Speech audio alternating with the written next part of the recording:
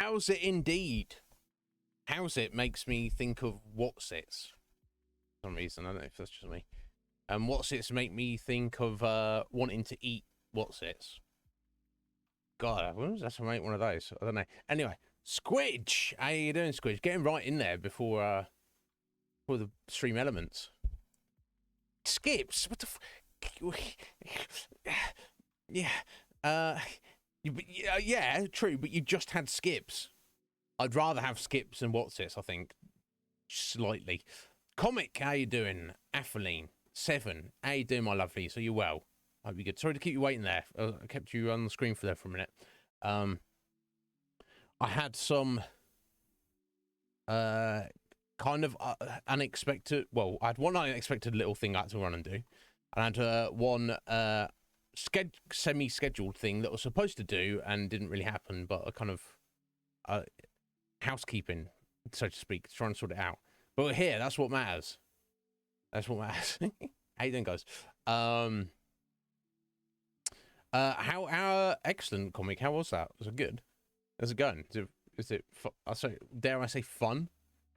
Yeah. What's it's great. I thought what's it's were not very good when I was younger. I got older. I was like, actually, they're pretty good. It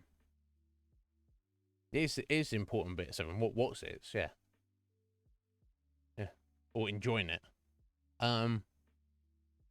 If anyone's like, what the hell, Athaline 7 will know. Comic knows, obviously. Athaline, you might be like, what is a what's it? What's it's? Maybe you might call them cheesy poofs. Cheesy poofs. Salty snack, cheesy flavor. You know, that bright orange cheese that is no like cheese. No cheese actually tastes like that. But that artificial cheese flavor. God, I could. Yeah, they got a nice texture as well. They're not budget or what's it's. Good, but skips. That's a whole other kettle of fish, and skips are pretty damn good. Are you? I don't know if you're supposed to do this, Squidge. You like me? Skips. I don't bite skips. I just put them on my tongue and in my mouth and just let them melt. I don't chew them at all. Yeah. Just be like, you know, maybe when they're like this kind of like sludgy and you're like, okay, I'm ready for the next one. Let's get rid of this one. You might, swish it around a bit before you swallow it. But you know, if I saw someone eating skips and they were just like, I'd be like, you're just some kind of savage, aren't you? Savagery. Sort your savage ways out. Yeah, I don't know. People are wild up in here. Squidge. I've seen people do all sorts of weird stuff. But yeah, what's it are almost kind of similar in that regard, because because they're quite airy, aren't they? As opposed to like crisp, just standard crisp. You gotta bite that. You know. But God, I'm the savage who will, and I guess it kind of depends. If it's something like it doesn't have if basically what I'm trying to say, if you have crisps or any snack like that, if there's like residue in the packet once you empty it out, which you don't really get for like Walkers or anything like that, standard crisps, you might get it for, you don't really get it for skips or maybe even what's it, but it's either like real cheap snack things, crisps, or it's like really expensive ones like kettle chips. You get like residue, like grease and salt and tiny little crumbly bits of leftover. I open up the packet, a flat, and I will lick it. Yeah, so I don't know who I am to judge anyone being a savage, I guess. Wolf, how you doing? No, seriously, if you give me like kettle chips, the bag's not done until I was like, oh, there's nothing in the bag. Okay, now I like peel it open so it's flat, and I'll lick it because I need to sort my life out, basically. that's why I do it, because I need to sort my life out, but it's not going to happen. But anyway, God, I don't remember last time I had any of those either. God, yeah, I know it's ridiculous, isn't it, Squidge? But you had skips to take the edge off, so this one.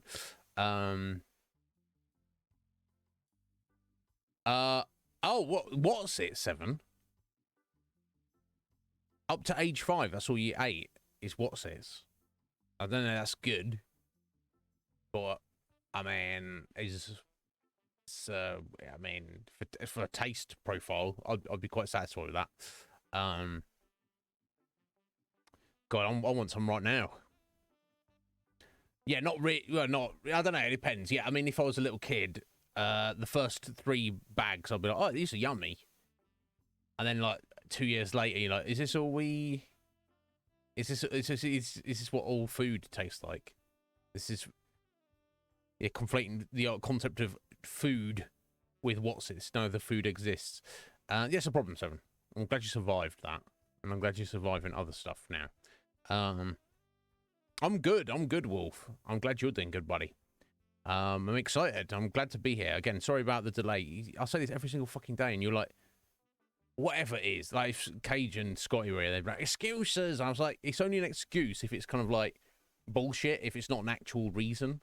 And I'm happy to go into details. I was up relatively early today. I woke up before my alarm for a change. Not by much, but, you know, enough that I got out of bed and turned my alarm off before it went off. But yeah, I had a few unexpected things to take care of, and, you know. So, you know, we're here. That's what matters. That's what matters. But I hope you're all well on this wonderful Tuesday. Tuesday. The thing you do not do with what's it or skips. Do you have something important to say? I don't know. Probably not. Oh, I can mention this. Yeah, Tuesday, the day for...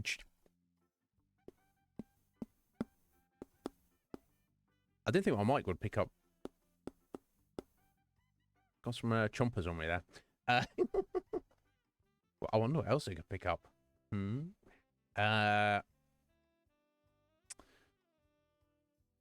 Yeah, obviously, anybody's welcome in the Iznib Show Discord, and you can use it for whatever you want. I'm not trying to... it's just there, mostly for reference, but anybody can get in there if you want to see stuff. Point I'm trying to make is our games list is public knowledge now. So if anyone's like, oh, I'm wondering, like, hey, I wonder what game is going to be next after Mass Effect, or what might be coming up. That is public knowledge for all. You just go have a look at that if you want. You know, because there's no point, there's no need to keep it secret. And obviously the idea is, like, that might encourage people to be like, oh, wow, cool, yeah, I see that. Oh, if I win the raffle, I can have a say in this. That kind of thing. Obviously, the amount of votes that anybody has, like, individual people to use banked up, that's still private for the producers. Because I don't want people to be like, oh, hey, Jack, you've got 50 votes, guy. You should do this. Because it's like, no, you don't tell Jack what to do. Jack will do whatever he wants to do whenever he wants to do it. You send Bark mean DMs. Good. That's perfect use for it. Now, if you send in anybody else mean DMs, I'd have to have a little word with you, unless they'd, they'd warranted it. But I know for a fact that Bark has absolutely warranted it. So, in fact, everybody, I encourage everybody to join to do that.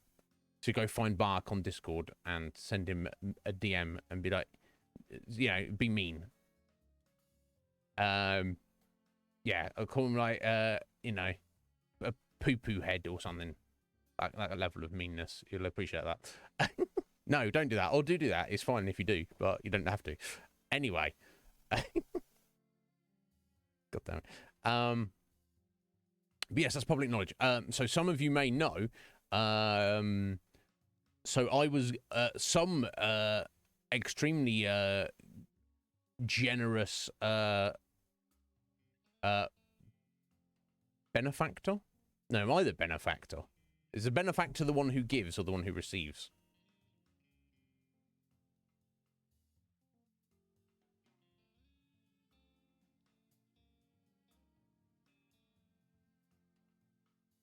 Oh no, benefactor is the one that does the providing.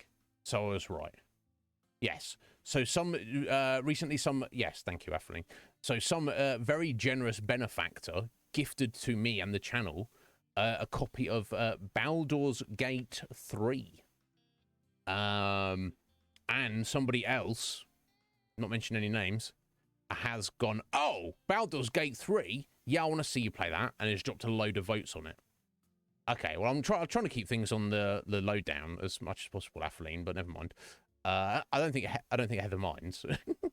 Unless she just said it sometimes. I don't like to draw attention to who's doing what, unless they mention it themselves. And she might have done. You just guessed, all right? Yeah, there you go. All right, it was good. It was a good guess then, wasn't it?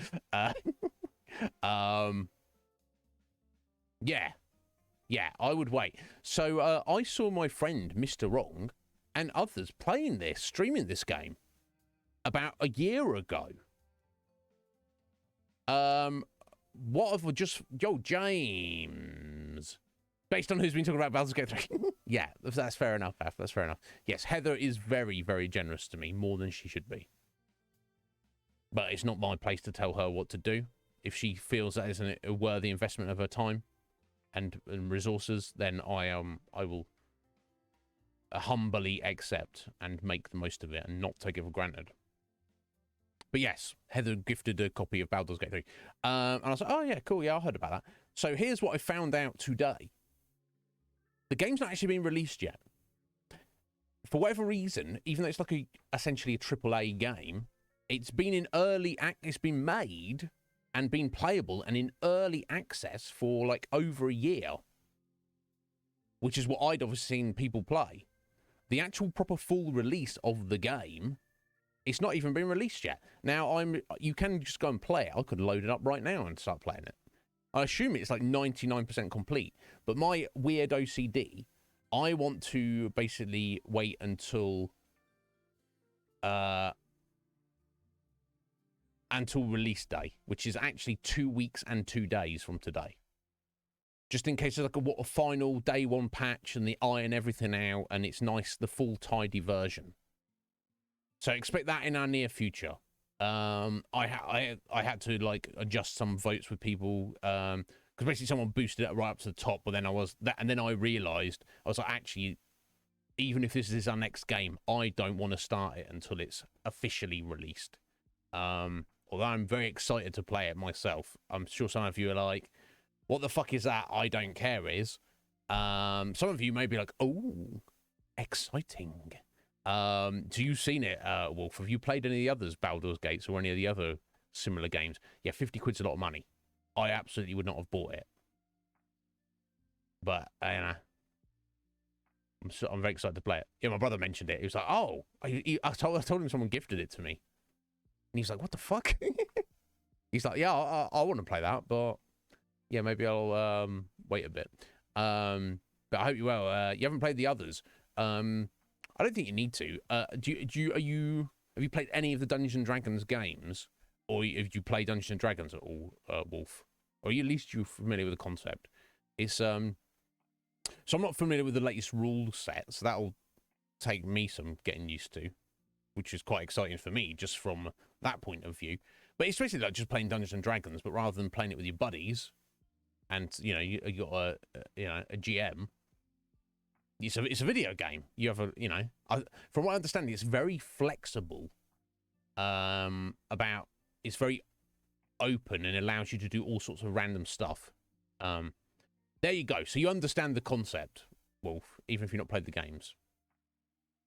Okay, 5th edition is basically 3rd edition with less skills. Excellent. So now all I need to do is learn 3rd edition, Atheline, and then I. Last time I played Dungeons and Dragons, it was 2nd edition. So, I mean, I don't know what that says about me. Says I'm old school geese, innit? Or something. But it doesn't matter. I understand the concept. There'll be a lot of reading and a lot of explanation, and I am very excited about it. However, because I don't want that person's like votes potentially going to waste, I've pulled it. I've basically refunded that person a couple of votes, and we've got it. So it's near the top of the list, but it is not our next game because I didn't want votes to be wasted if they needn't be. And when it gets closer to release date, 2 weeks from now, I'm sure that person and or Heather and or other people will be like, yeah, and pile on some votes to make sure it is the next game. But that's yeah.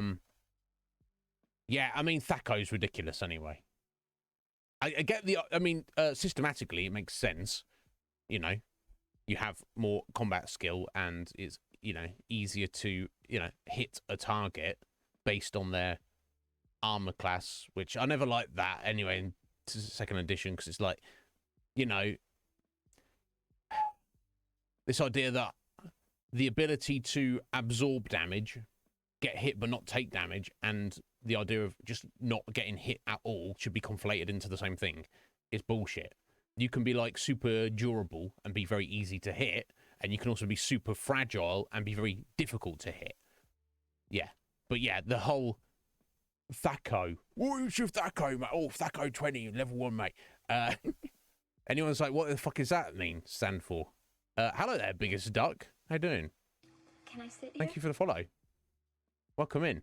You found the stage on Just Chatting? But anyway, yes, Thaco stands for literally 2-hit armor class 0. What the fuck does that mean? Is 2-hit armor class 0. So your armor rating goes, and it's so convoluted. Like if you're just a naked guy with no armor, just stood there, your armor class is 10. That is the worst you can have an armor class. And depending on how armored you are, like if you're wearing chainmail, it drops down to 5. And if you're like wearing like full plate armor, a proper like feudal knight, can't see a bit of your skin. I think that's like 0 or 1, something like that. And then if you get like magic armor, it's like a +1 or +2. It literally adds to that number. Your Thaco of your character is the number you need to roll to hit somebody whose armor class is 0. So if your Thaco is 20, which all level 1 characters do, that is what it is, to hit somebody in that full plate armor, or they've got other bonuses given them their armor class, you need to roll a 20 on a d20 or you cannot hit them. And I think it's point to point. So if someone has an armor class of 10, you need to you do the calculation and you have a table like, or 10, 20, probably or 11 or more then. The concept is sound, but the execution is so freaking terrible. Yeah, Thaco, 2-hit armor class 0. It's like it's convoluted. Anyway, so I guess they got rid of all that bullshit. Oh, it's ridiculous. Never mind. And here's the thing. And also, your Thaco would get more powerful, which obviously the number lowers to make it easier to hit as you level up. But it's it's not based on weapon skill or anything or class or any of these. God, I'm so excited to check out Dungeons & Dragons 5th edition and pick it apart. It'll be very exciting. And yeah, who knows what will go on. But of course, anybody who has a vote, feel free to vote on anything soon in the interim, because we're going to have about 2 weeks. I feel the end of Mass Effect is approaching soon. Wolf, I didn't know if you realised, buddy, you still have a single vote left over. You can sit on that for as long as you want, bud. But obviously, as you're not currently a producer, you would not see in the list that you have that vote. But just a little reminder there. If you want to do anything with it, anytime you like, you let me know. But yeah, so I don't know what we're doing anytime soon, but I feel after the dramatic events of Mass Effect yesterday, we're probably going to be finishing up this game very soon. It feels like we might even complete it today. I don't know. I really don't know. Yeah. Okay. Excellent. I'm looking forward to it, Af. Yeah, because that's the beauty. That the drawback of the video game Dungeons and Dragons, of course, is you're not there. You play on your own. You're not there with your buddies. It's not like tailor made. For you, and it's not like it doesn't have that group vibe. But the benefit is a lot of the rigmarole of dice rolls and looking things up and skill checks and all the other, you know, shenanigans is instantly automated in the game. So therefore, I'm very excited. And here's what I have also discovered today. When I think back to Baldur's Gate 1, 2, Icewind Dale, and other such games, I think that's the only 3 that I've really played. You're still getting all the same rule sets, but it's very much done in live time. So you've got your little characters there, and you see some like goblins over the way. The goblins just start attacking you, and you just click, like, you know, you can pause at any time and go, oh, you guy attack that goblin there, you guy move over here, you guy move here and move back and you shoot your bow at this goblin, you wizard start casting this spell to do this or whatever, and then you unpause it and they just do the stuff. Worked perfectly fine, and it's good. And for lots of fights, you just be like, melee group attack this enemy, then click to the next enemy, then click to the next enemy, and just chonk through them, and hope you don't die in the meantime. What I've been led to believe for Baldur's Gate 3 is not like that. It's like that when you're just wandering around looking at stuff and talking to people. But it is, when you get into combat, it is strict turn-based combat. You're literally playing the actual rules of 5th edition Dungeons and Dragons. Now, you know how I feel about turn-based combat. So I'm pretty hyped to explore this game in the near future, guys. Unless, of course, it's not the near future. But like I say, we've got at least 2 producers who are very invested in seeing it as soon as possible. So we shall see how those votes go in the near future.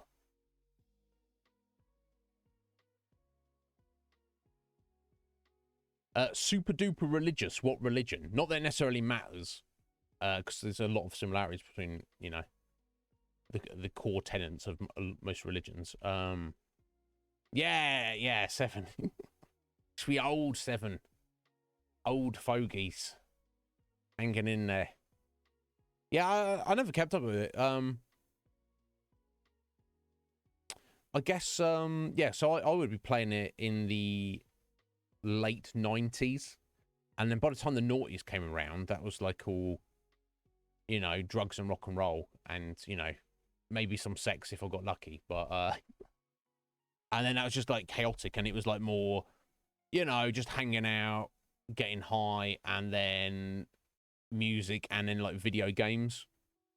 Trying to get a bunch of stoners to play Dungeons and Dragons. Yeah, if they're not familiar with it, they don't get it. They're just like, "What are you talking about, mate? Just do drugs instead." And I'm like, "Yeah." I'm like, "You don't get me," and they're like, "No, we don't, you fucking nerd." And I'm like, "Yeah, that's me." I don't, because I haven't had a good Dungeons and Dragons group, Atheline. So is that an invitation? Yeah, I mean, Root, I'm Root, how you doing? I'm stranded over here, Root. I've been an island my whole life. I've been missing out all the fun times. How you doing, Root? Are you well? I hope you're good. But yeah, obviously, I mean, I'm playing it all wrong. So maybe we'll find out in the near future.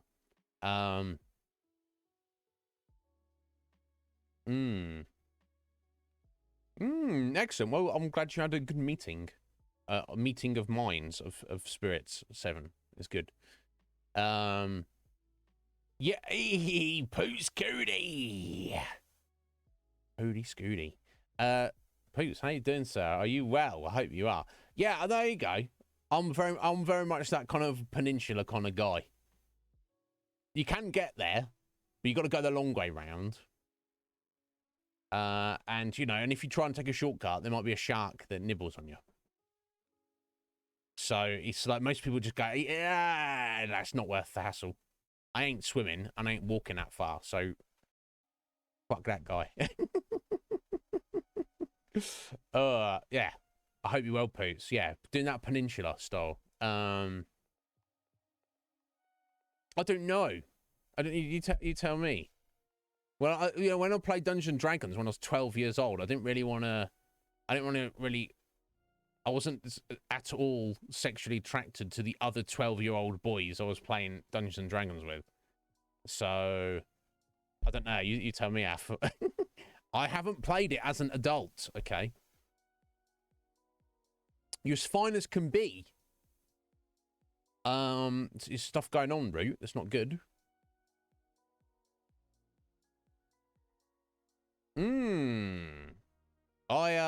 Yeah, good to see you, Pooh. You well. I'm pleased to hear that, buddy. And I'm very well. I cannot complain. Life is good. You could be anything you want to be, Af, basically. Yeah. What's going on, Root? Anything I can help with? Is Raven misbehaving? Or is Raven actually just being awesome by being there? Yeah, anything I can help with, Root. Obviously, I can't help with practical stuff, really. But, yeah, you know, I can, you don't want any of my advice. You're probably wiser than me, Root, really. I mean, but if you need someone to vent to or rant to, or you need me to have a word with someone, if you think that would help, it probably wouldn't help. I can't imagine a situation where that would help. But the offer is actually there, always, Root. You just let me know.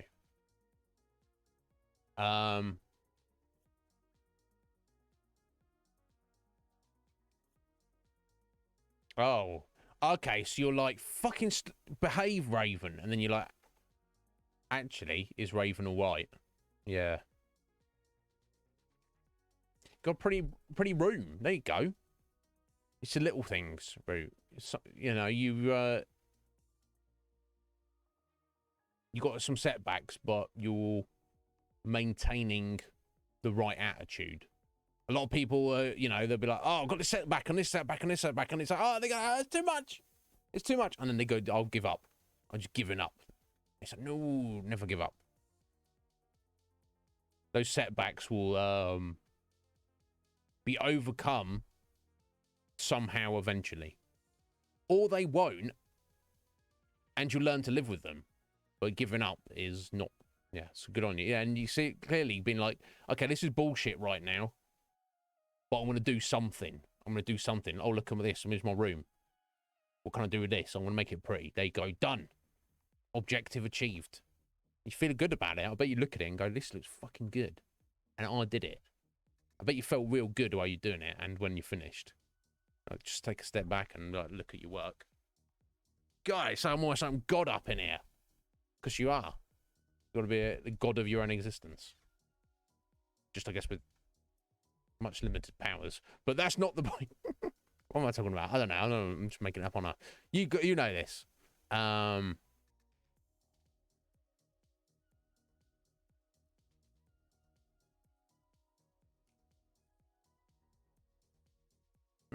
Interior design roommate. Well, your roommate is an interior designer. New TV. You washed all your clothes, as you should, Root. Although I've met people who, they'll be like, I'll wash it whenever I need it.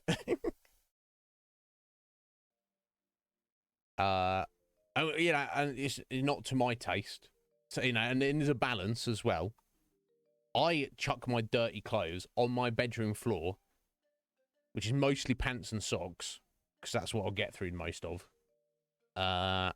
And then when I feel I've got enough for a load of washing, I'll wash it straight away. Doesn't matter, I've got loads more pants and socks over there. It's like, well, this has got to be washed at some point. Let's wash it now.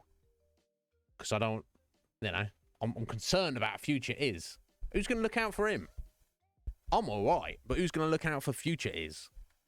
I don't want to leave him with this dirty washing. He doesn't deserve that. Let me do him a favour right now, because I'm a good guy, and he's my favourite person. So, I'm looking after you, bro. Not very well. I'm just doing some washing. Yeah, sorry, laundry. That's what we call it over here, washing. We don't have laundry over here. Just washing. So, yes, good on you, Root. I respect it. Yeah, you feel better when you do shit like that. Cause, yeah, next project, bathroom.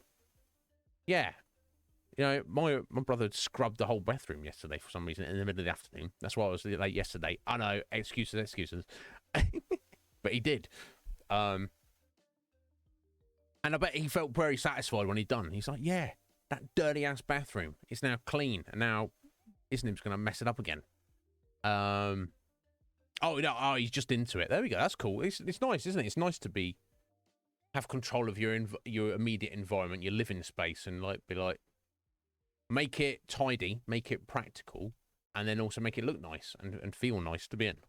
Because then it helps your noggin as well. They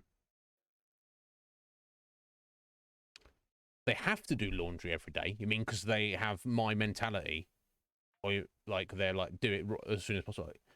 I mean, why'd have a full load? Or you mean related to their work? So they're like, I'm getting real messy, so I've got to be doing laundry every day. That makes sense. You don't want to be getting in people's way and stuff. Ah, of course, they got people lying on the sheets, and people. Yeah, exactly. A professional masseuse, you can't be like, here, lay down on this sheet that 500 other people have laid on just before you. No, you've got to be clean, hasn't it? Of course. Okay, that makes perfect sense. Yeah, I mean, and it's so warm down that way that you could even, not worry about it too much, if you know what I'm saying. It depends. No, you don't. I don't want to sit on this chair with no pants on. The heat, it'd be too sticky. What am I talking about? But yes, Root. Other stuff in your life is maybe not exactly how you want it, but I have faith that, and we all feel like this, if you just keep, and this is not toxic positivity. I'm not just, hey, just be positive, it's fine. But if you maintain that, keep your sense of self, keep your calm, and be like, okay, just think back. Just think back on stuff and be like, I've got this real bullshit situation I've got to deal with right now, or maybe there's not even a situation, you just don't feel good, like mentally in your spirit or whatever. I just think back and go, hang on a minute, compared to some of the shit I have dealt with throughout my life to get to this point, this is nothing. Yeah, I don't want to be doing it. I don't want to be dealing with it. But I've done this before. And I'm not so weak that I can't do it again. So yeah. You're fine, Root. And obviously I'm always here to support you, and you can. Hey, Udon! I'm doing very well, buddy. How are you doing? What's going on, sir? You looking after yourself? How's life treating you? Welcome in, bro. I hope you're good. What's the I've seen a couple of people with that. What's the Super Ultra Combo 2023? What's that, Udon? I've seen a couple of people with that. Yeah, because you got it. You can't get rid of it, so do something with it. Because if you do nothing, then you'll be crippled by it, and then you're wasting time and feeling like shit. If you can like not waste time and feel slightly less like shit, then that's the correct thing to do. You're smart, Root. Smarter than me, for sure. Oh, were you? Excellent. What are we doing down there? You got buddies down there? God. This is someone I've been over to the city. Fuck, I don't remember. But yeah, I like Portsmouth. It's excellent. How did it go? More than a bevy. Yeah,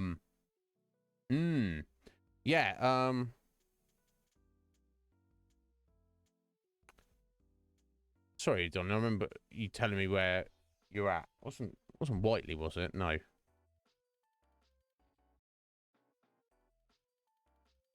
soon as you say, I'll be like, oh yeah, I remember now. Right, okay. Well, good on you for getting out there. Petersfield, there we go. Of course. Excellent. So, I don't know, Whiteley. Fucking Whiteley. Fuck off, Whiteley. Petersfield, yes. Excellent, Udon. Well, look, I respect you putting yourself out there. You gave it a go. It was all right. No desire to see them again. But you found something. Sometimes I find that's the best thing to do is, you know, it's like anytime we get someone come through here, it's like, your channel shit, mate. You're shit. And I'm like, okay, cool, fuck off. That doesn't happen often, to be fair. But, you know, one less person you have to worry about or appeal to, if that makes sense. Zelda Man, how you doing? I don't think it's, we're talking about Peter File. Atheline, we're talking about. I'm good, Zelda Man. How you doing, buddy? What's going on? Are you looking after yourself? I hope that you are. Yeah, 100%. 100%, Udon. That's the way to do it. You like when I see people who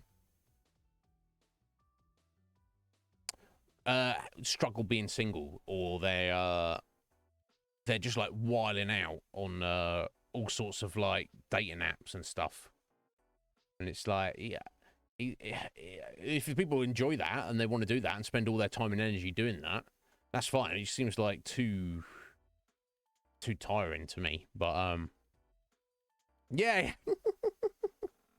Got good taste, dude. Got good taste, buddy. Yeah. That's bloody hilarious.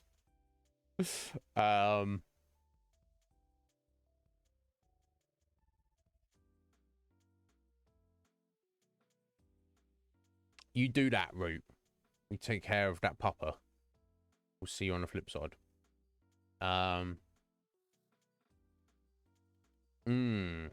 Yeah, exactly. Yes, yes. Where's the scarcity? It's like 8 billion of us. But it's funny, isn't it? Because there's probably more people who feel more lonely now than ever. Which is rough. But maybe forcing that connection, chasing after people is not the way to do it. You're very wise, Udon. And also an incredible artist as well. That's not related. I'm sure there's incredible artists who are not wise at all. I'm sure there's very wise people who suck at art. Well, there we go. Zelda Man, yes. Yeah, I don't blame you. I don't blame you, buddy. So, how is it? What's the vibe there? Is it good? Yeah, I always do that. I mean, this is the worst moving house, isn't it? But yeah, I've done it before where like you take one day off work and you move, and then you're back to work the next day, and you're like, what the fuck is this bullshit? Yeah, you need you obviously need the day of the move, and then you need a couple of days off afterward just to feel like vaguely settled. But yeah, you've probably got boxes and shit all over the place, and you know it's probably a mess still, but it doesn't matter. You're functional, you're operational. Most importantly, got your PC up and running. Yes, that is the most important thing. Don't worry about the boxes surrounding you. You got your computer working. Oh, what? You got your own ensuite? Oh, well. I assume it's not a whole bathroom, it's just a toilet. Either way. Bloody hell, that's amazing. Some jelly. That's pretty sweet. Oh, well. It's all looking up, Zelda Man. Such is life. You just gotta roll with the punches and just keep pressing on. Because there's no... Oh, you got shower as well. It's a whole ensuite bathroom. What the fuck? I'm jelly right now, Zelda Man. My God. All right. Okay. Well, no, you enjoy. Don't let me begrudge your excellent. Yeah. With seat in the shower as well. My God. That's yeah. Living in a lap of luxury, buddy. Yeah. Excellent. Good on you. That's amazing. Perfect. But yeah, how's work and everything going? Is it still good? But yeah, dude, that's real good. It's real good. Yeah, it works alright. Yeah, I get it. Yeah, I know. I've known that feeling. You just keep plowing ahead. And unless you're at the point where you are dreading going to work and you just feel like the thought of it is just mentally destroying you. You know, it's few and far between the people who enjoy their work. But yeah, if you just can be like, yeah, this is what it is. This is what I've got to do. Let's go on with it. There, you know, and look for the benefits. If you get along with your colleagues, and I think you mentioned maybe occasionally get some free food and stuff. Nuke! What a nuke! Nukey nuke. Corey McRushington the third. Thank you last night, buddy, for taking my loot. That was fucking wild, Corey. Did we break the game? Did it bug the fuck out? I think Steve was a bit salty. He was like, "What? He's just got 2 of those. We should share that." I was like, "No, fuck you, mate. You'll drop." Yeah, you weren't there. Nobody was there. Nobody saw that.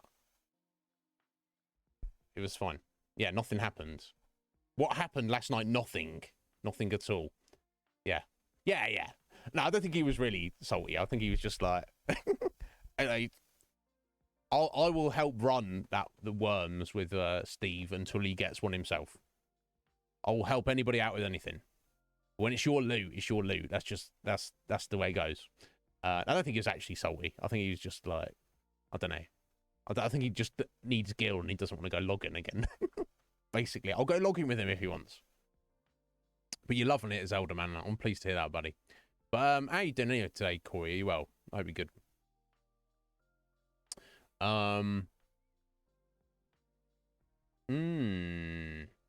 Excellent. Yeah, I'll bet it's Elder Man. I'll bet.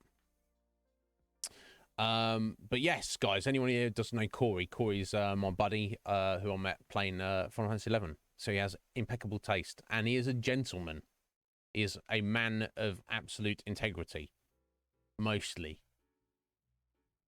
You know, when it comes to his bros, absolutely. Anything he does outside of that, that's his business. Right, Corey? I know nothing. But I'm glad things are looking up, Zelda man. This is life. This is the thing we're doing. You just got to go on with it. Corey is not single, James. Corey has a missus and at least 2 children that he's aware of. So calm yourself, James. But he is a handsome devil, James. I will tell you this, and he has quite the stonking beard. Strong beard game on Corey. I'm very impressed. I think it's even better than mine was at its height, at its heyday. Can 2 Galkas make a... I don't think Galkas can make babies, can they, Atheline? Corey is also a Galka, because he understands that they are the master race. You're touching the grass. Excellent, older man. Perfect. It's good to do it occasionally. Some people don't like to do it. Some people just, no, I'm not. Best decision I ever made, Atheline. Look, there's some, I can understand if anyone wants to debate and make the argument that Mithra are the best. There's reason to, believe that. They have the best agility, and they have overwhelmingly the best dexterity. But that's about it, isn't it? They're, superb magic users because they got the second best magic points, and I think they have pretty good intelligence, don't they? but they are pretty weak and they're very squishy. You know, they're only slightly less squishy than a Taru. Yeah, I like being a big chonky boy. Elvan are clearly the best. Now, if your metric of best is to have the longest, thickest neck, no, not tail, neck, then yeah, then they are the best. Aside from that, I don't know. You know, each their own, Af. Each their own. I'd say they're a bit more balanced than a Galka, aren't they? But I, you know, at anytime I'm playing a mage, which is not often at the minute, but you know, I'll change that in the future. I'm definitely, you know, looking at it as embracing the challenge. I can still do this job, but it's a bit more difficult for me than other people because I am at a slight disadvantage. But I am good enough and awesome enough to rise to the challenge. Yeah, I like it. I like it. Probably. I will use any and all other metrics. Af, you know me. I'll just I'll tell myself whatever sweet little lie I need to believe I am the best. What is a Mithra? Mithras are one of the 5 playable races in Final Fantasy XI. James, they are basically cat girls. Very basically. I could pull you up a picture of one if you wanted. Yeah, I mean, I could pull you up a picture of the different ones if you like.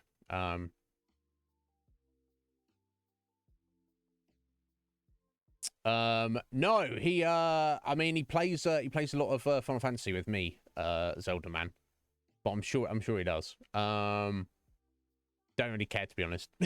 All right, he doesn't care enough. There we go. I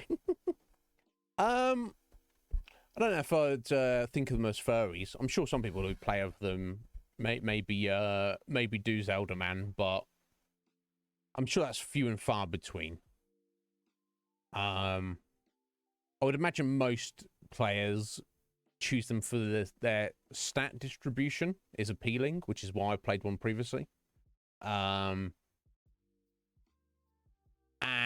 I'm sure there's no small amount of guys who are like, boy, this cat girl looks pretty.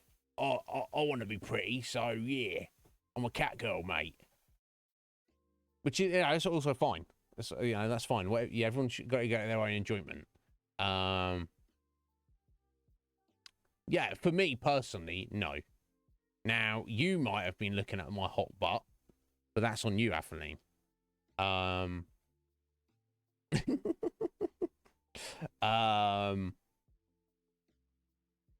We'll see you later, James. You take care, buddy. You have a good afternoon. We'll see you in the near future. Well, yeah, obviously. That's the only reason Atheline liked me. Because she thought I was a cat girl. And she was sorely disappointed when she saw the reality of the situation. Excellent, Zelda man. That's what I'm going for, buddy. I'm not putting a massive amount of effort in to amuse you guys. But I don't mind, you know, I'll put in a little bit. Because a little bit goes a long way sometimes. So, and that's how it be. That's how it be. Some people want to do that. One particular thing about them, unlike if anyone's familiar with Final Fantasy 14, you have the Makote. They're basically the same thing. You get cat boys in that. That wasn't an option in Final Fantasy 11. There is no cat boys. If you want to be one of the cat people, you've got to be a girl. That's just the way it is. So I'm sure there's a lot of players who, if the cat boy was an option, that's probably what they would go for. But it doesn't really matter. You know, there's no one really cares. You know, a couple of our buddies, you know, a female Tarus that no one gives a shit. Everyone's got their character they like the look of, basically, and or maybe you've chosen it for stats, whatever. No one gives a shit. Yeah, no doubt, Af. Did you play 14 at all? I don't know. But yeah, yeah, Galka's best for me. You did, and did you play a Catboy? There you go. Played a Rogadin. So did I. Did you play a Lady Rogadin?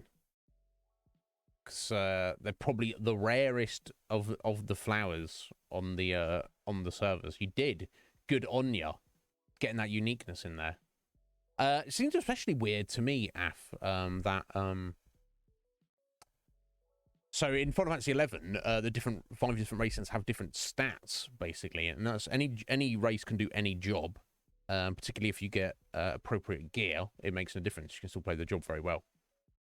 It's more about player skill and knowledge then than anything else. But they do have predispositions to be better at certain things. Obviously, as anyone knows, in Final Fantasy 14, that is not the case at all. It is purely cosmetic. All the stats from all the races are identical. You just choose what you want to, what looks cool to you, and what you want other players to see when they look at you. That is literally it. So, of course, everybody's a cat girl, because that's, you know, what they want to look at the most. And that's fine. I'm not here to judge. Apart from me and Atheline, who understand, you know, big is beautiful. There's more of you, the more awesome you look. Or something. I don't know. So, yeah, I respect that, Af. Yeah. Would rarely see a Rogadin. I played as... Initially, I was the Lion Boy, but then I changed it to the Rogadin because I kind of like the idea about... Rarely would even see one. And in the rare cases you did, they would all be dudes. I don't think I even ever saw ever a female Rogadin. So good on you, Af. I respect it greatly. Got good taste. But anyway, that's the rant about that, guys. I think I've been mumbling about whatever for a while. So let's talk about what we're here to do here today. Mass Effect. We are deep into Mass Effect. Yo, Silver. It's going very well, buddy. How are you doing? I hope you're well. One Final Fantasy game, 13. For PS2, probably PS3. It was 13. Unless it was 12 on PS2. But yeah, if it was 13, interesting introduction to the series. A lot of it might have been 12.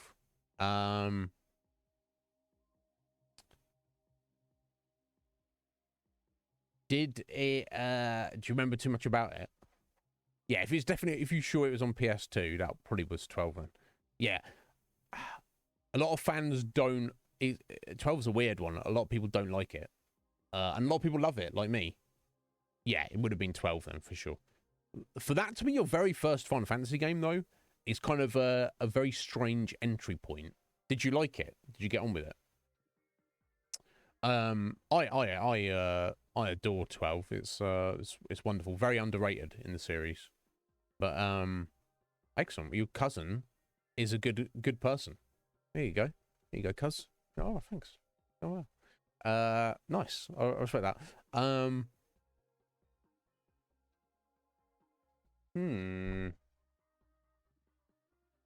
Obviously, whether you liked it or not, it was not enough for you to go, hey, let me go check out the others. Which is perfectly acceptable and understandable. But interesting. But I hope you're doing well, buddy. But yes, Mass Effect. We are God, we had so a lot happened yesterday. We went to Zamir? No. Oh, what's the name of the planet? Samir. Or Samire. Samir? I don't know. Anyway, we met up with the Solarians who helped us out. We basically raid Saren had like some kind of base set up there, and he's doing research, genetic engineering research and all sorts of bullshit. Consequences of the whole thing. The mission was a success. We destroyed it. We shut him down. Ashley died. She was a soldier. She knew it was going to happen. She fought bravely to the end and did the right thing. Her sacrifice will not be in vain, even though most of my interactions with her throughout the game, she was kind of a bitch. So I'm not. Silver, yeah, we sent. So I definitely, when it first popped up and I got the when Captain what's his face was like, oh, I want one of your soldiers, and the two options were Kaiden and Ashley. I was like, my instinct immediately was one of these two is probably going to die, or at least something bad is going to happen. And of course, my thought was it's going to be whoever we send on the mission. Now that didn't. I kind of felt compared to the other squad members, I had very little interest in Ashley or Kaiden. They were just they were just soldiers under my command. I was like, okay, cool. There's nothing wrong with you, but you know Rex, are you? You know Rex, are you? But I let Kaiden go just because he was the first to volunteer, basically. And I felt like maybe he had more technical expertise for whatever they needed. So I was like, okay, Kaiden, you can go. And then obviously later on in the mission, he's off helping them out. And then Ashley's messing around the bomb, and you get in a situation where you have to go, and they're both under a lot of pressure, and you have to choose who you go and save, basically. And then it wasn't until that moment where I was like, oh, okay, the previous choice didn't actually matter or make any difference. The actual choice now is who do we want to save and who do we let die, basically. So at that point, I was like, because we were just with Ashley with the bomb, and then we were like, Kaiden, we're coming to get you. And I was like, well, I'm not running halfway across the map. You know, as a decisive leader, I didn't want to be like, oh, no, fuck you, Kaiden. We've gone halfway, but I'm going back to save Ashley. So I was like, no, let her fight to do what she wants to do. I've already come halfway to save Kaiden. I'm not going to just turn around and waste my time. Because it felt like I wasted my time. I guess in terms of the gameplay, it doesn't make any difference. So, yeah, Ashley died with the bomb, and we saved Kaiden, and he was kind of upset about it. Because I think he kind of fancied her. I don't know if she fancied him or what, but... tough titty. That's the way things go down. Okay. Good. Yes, I am most assuredly a fan of South Park. I think I might be not up to date on it, Silver. I think I might be like behind by a season. But yeah, South Park is one of my all-time favorite things. Yeah, we've played the Stick of Truth on this channel already. I haven't played the Fractured Butthole.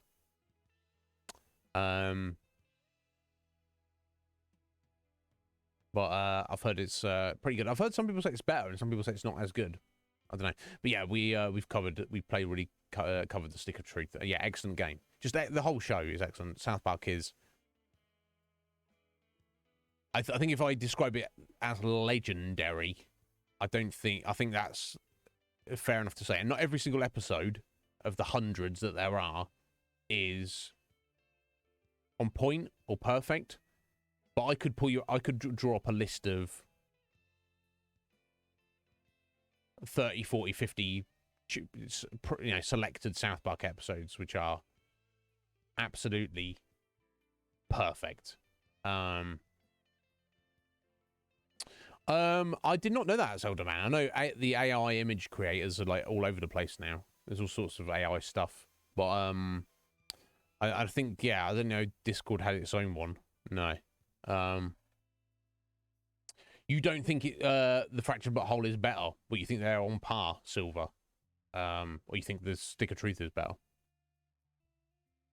An invite to invite the AI image generator onto my Discord server, you mean, Zelda Man?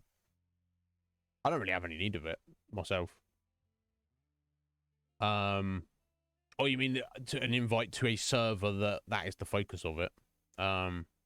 Oh, okay, Silver. Yeah, my friend Casual Mur, my good friend Mur, he is a South Park fan, and he said the same thing. But I've seen other people say that they feel that Fractured is much better. I don't know. I would like to play it, but I'm not gonna go out of my way to play it. If it comes around, it comes around. But if it doesn't, I'm not too concerned. I'm sure I'll play it one day for sure. Excuse me. Interesting.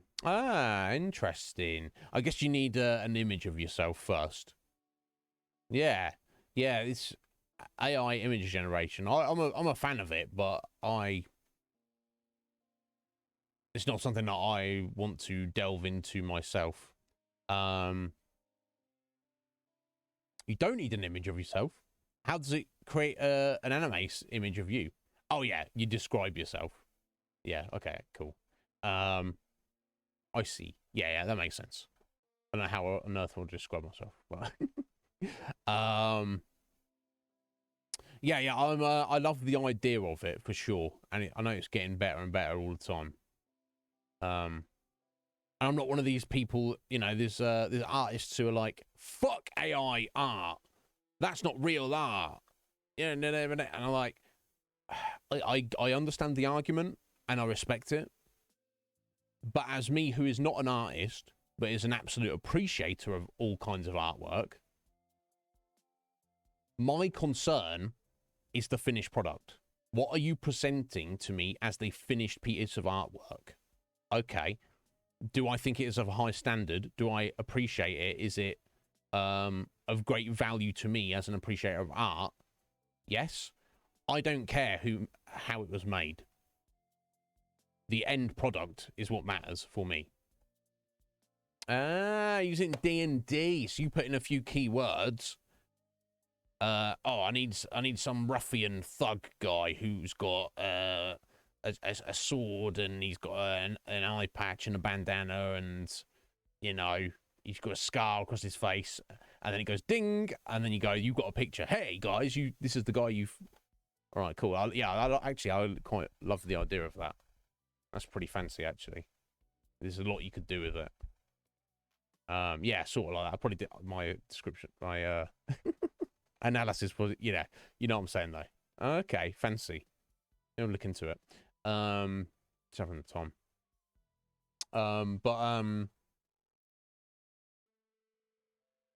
Yeah, Mass Effect. So then we had a showdown with Saren, and we had a fight with him, and I was kicking his ass, and then obviously, you know, cut to a cutscene, and then he almost killed Shepard, but then failed because he's kind of shit.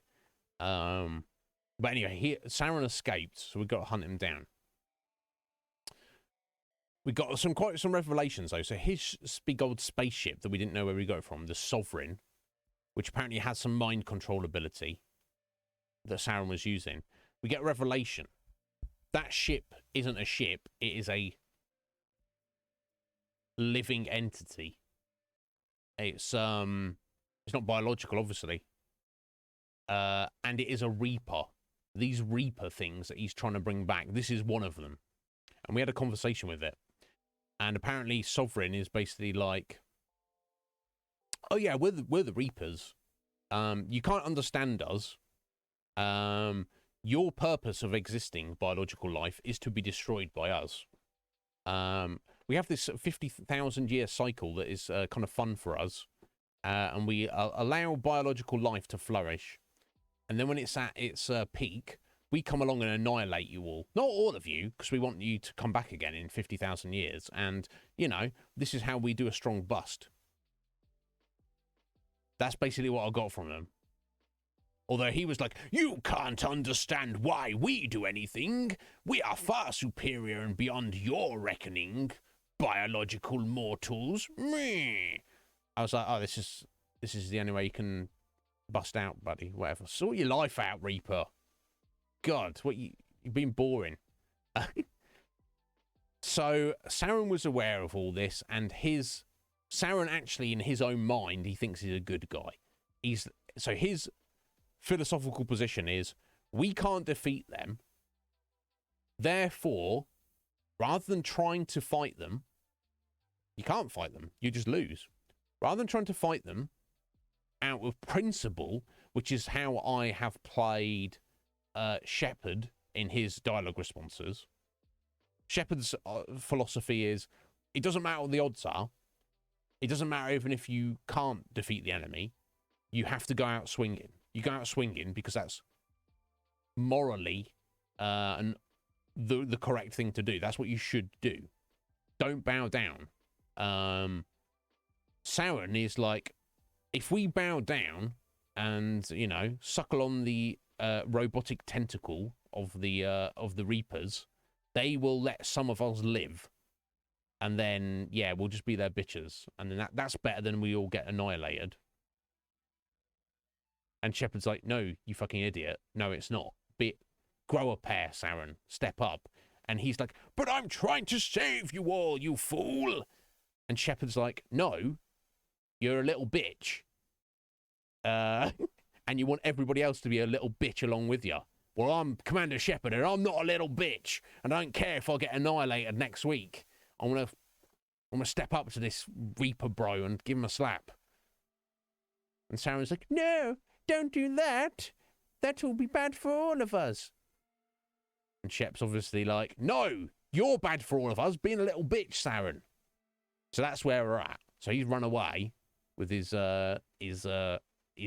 sovereign buddy, Reaper friend.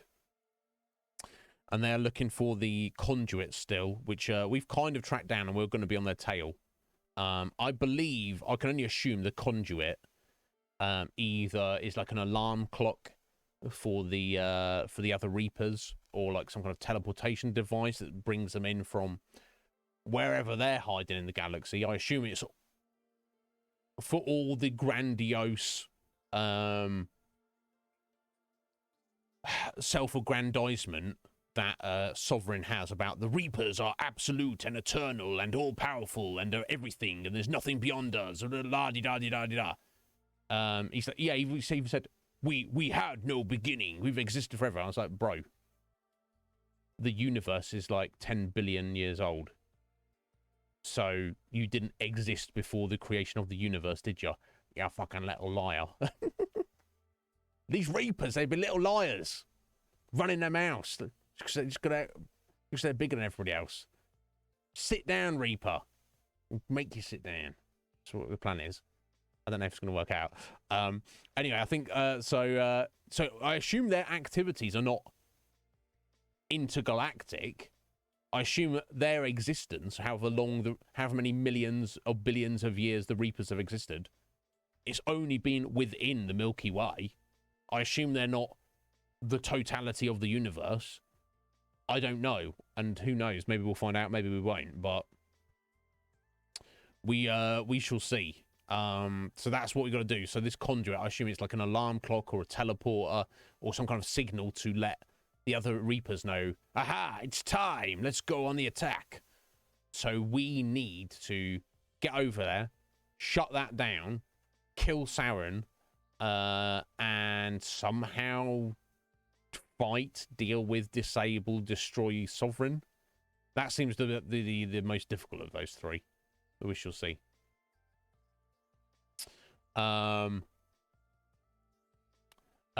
Yeah, drop me a link or something later, Zelda Man, on Discord, and I'll have a look for sure. So yeah, that's where we're at. So oh, you're already on it. You're already on it.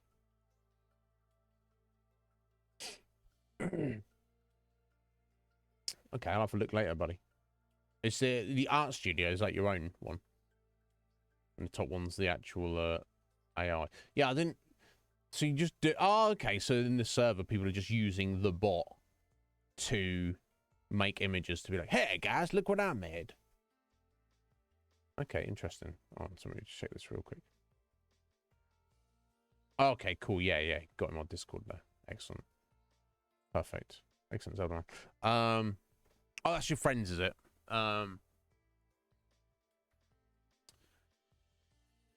Is it a rough one, Silver? Damn. Is it loud? Is it wet?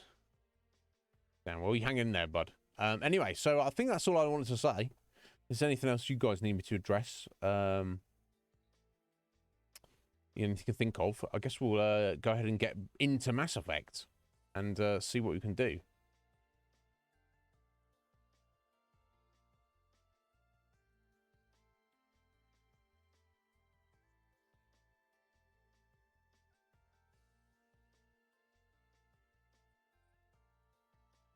I'm excited though. I feel we're kind of working towards the end of the game as well.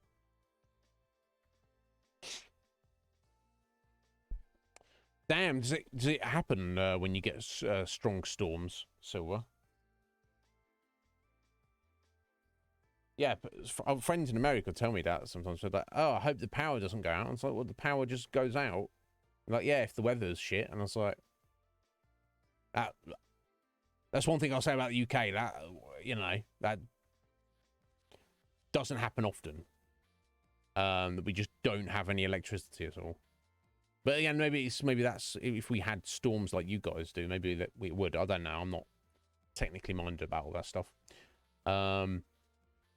Okay, so let's head over there and get this out. Okay, let's get some sound. Let's get a working cam. And let's go save the galaxy from Reapers and Saren. Somehow. Hopefully. Probably. Well, I know there's like 2 more games, so I assume they don't all die. There's actually technically 3 more games, isn't there?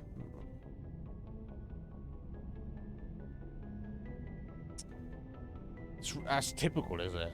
Damn. Do you like living there regardless, though, Silver? Is that just one minor inconvenience?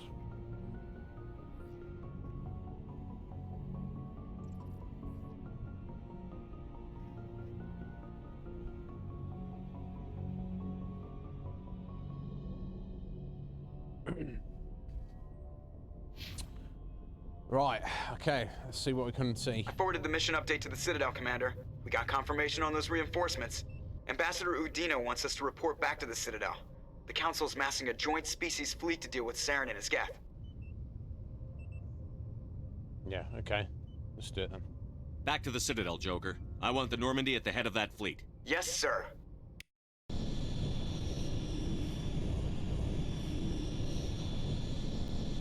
Right, finally getting some support. Right, yeah. Yeah, my buddy Galaxius, he lives in Florida, Silver, and he's not a fan of it.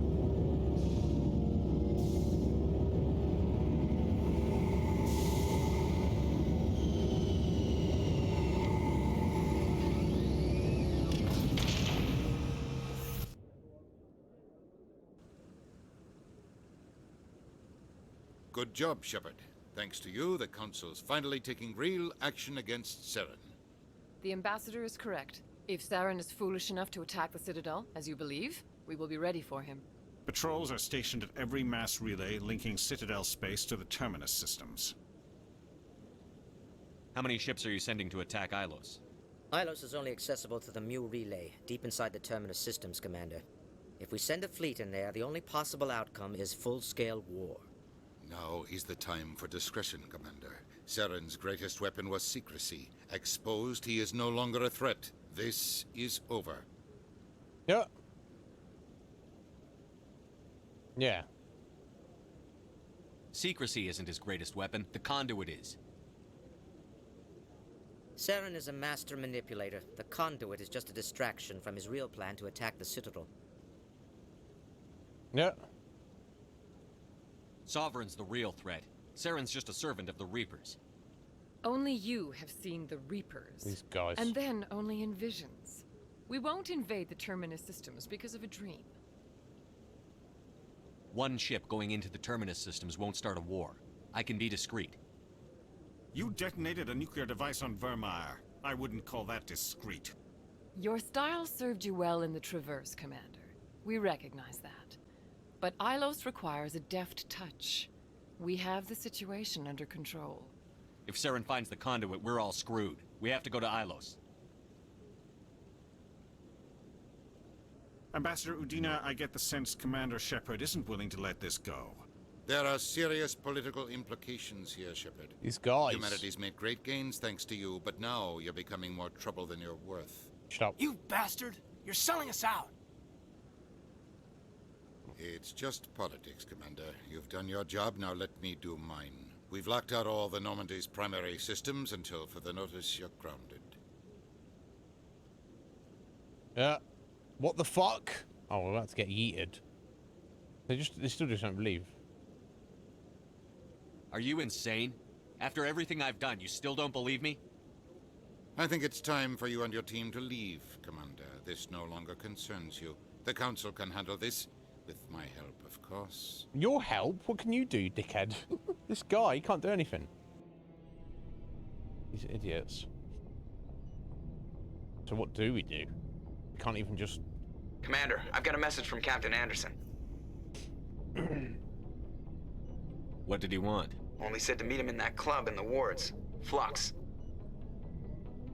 Is he going to be able to help us get out? Somehow. That would be handy. So we just need to go. We need to go.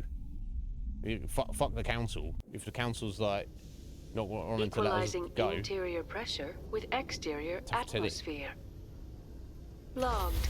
The commanding officer is ashore. Exo Presley has the deck.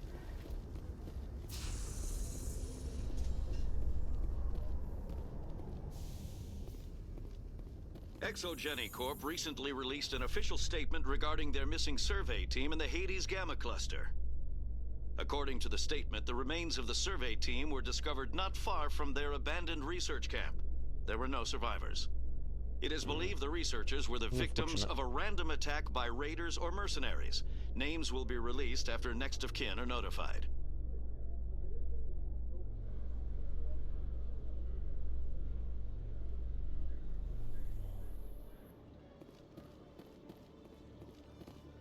Right, okay, and Flux.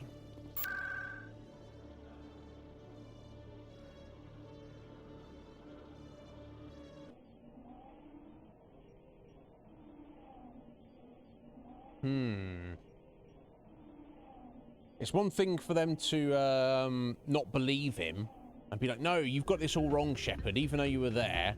You just had a vision, you know, whatever. You can't prove anything to us, etc. But to then say, yeah, you're grounded, you can't fly your ship anywhere. That's kind of bullshit.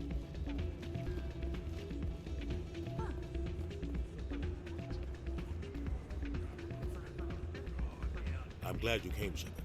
I heard what happened. You could have helped me! No. They pulled me off the mission. Just like when they forced you to give up the Normandy. I know, I'm sorry. I wanted to warn you, but there was no way to get a message to you before you docked. I know you're pissed off right now, but you can't give up. They all think this is over, but we both know it's not. You have to go to Ilos. You have to stop Saren from using the conduit. There's only one ship that can get me into the Terminus systems undetected, and she's grounded. Citadel controls locked out all the Normandy's systems, but if we override the Ambassador's orders, we can get them to bring the Normandy back online. You can be in the Terminus systems before anyone even knows you're gone. What's the plan? He's gonna get in shit. I can unlock the Normandy from one of the consoles in the Citadel Control Center. You'll have a few minutes before anyone realizes what happened. That is a restricted area patrolled by armed guards. How are you going to get in? Leave that to me. Just make sure you're in the Normandy when the systems come back online. There's got to be a better way. Ambassador Udina issued the lockdown order. If I can hack into the computer in his office, maybe I can override it. He won't just stand by while you use his computer. Hopefully he won't be there. If he is, I'll just have to think of something. The Ambassador will not forgive this, Captain. You will be charged with treason, a capital offense. We don't have a lot of options. I break into the Ambassador's computer, or I take my chances with the patrols in Citadel Control.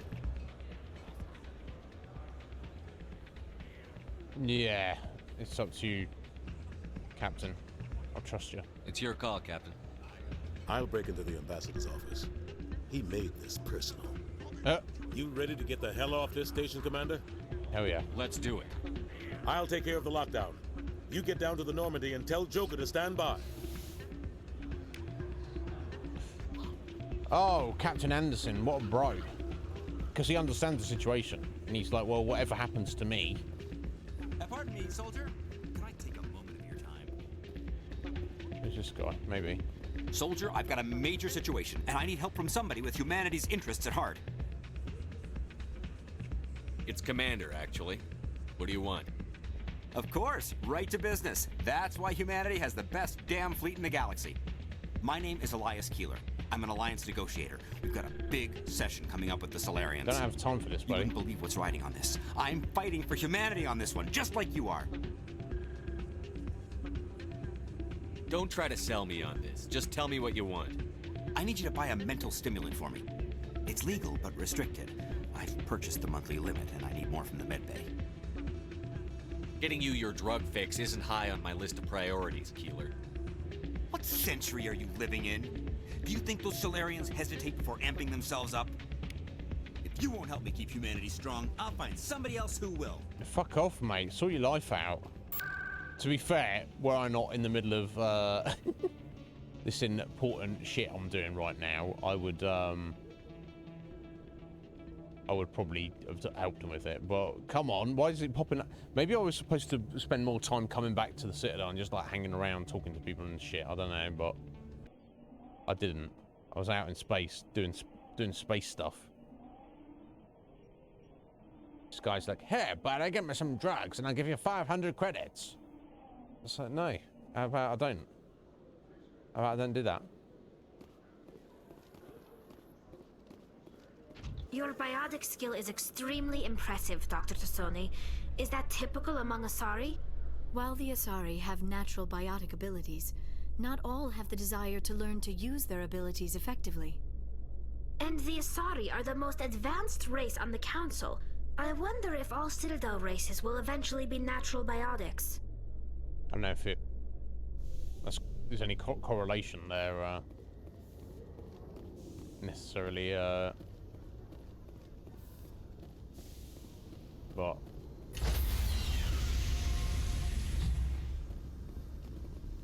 Stand by, shore party. Decontamination in progress. I appreciate the thought, Tali, to be thinking about it.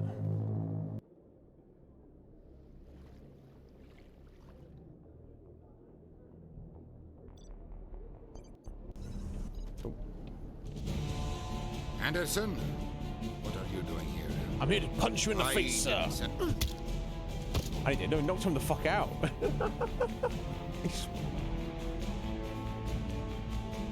What a bro.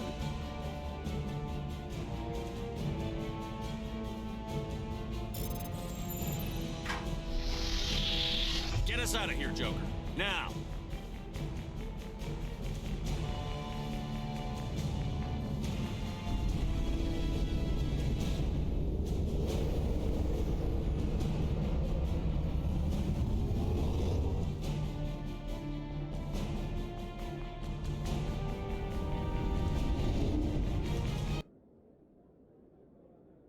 Well. It's all on... I wonder, even if Shep saves the day, are they even going to be aware of it? Or are they just going to, like, be completely dismissive of the situation? And be like, you say you saved the galaxy, but you can't prove it to us. We'll see. Right, let's get to exciting.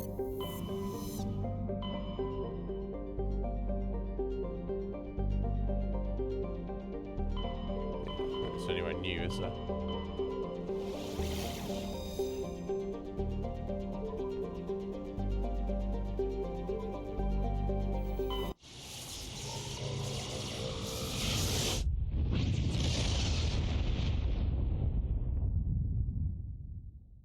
Message coming in.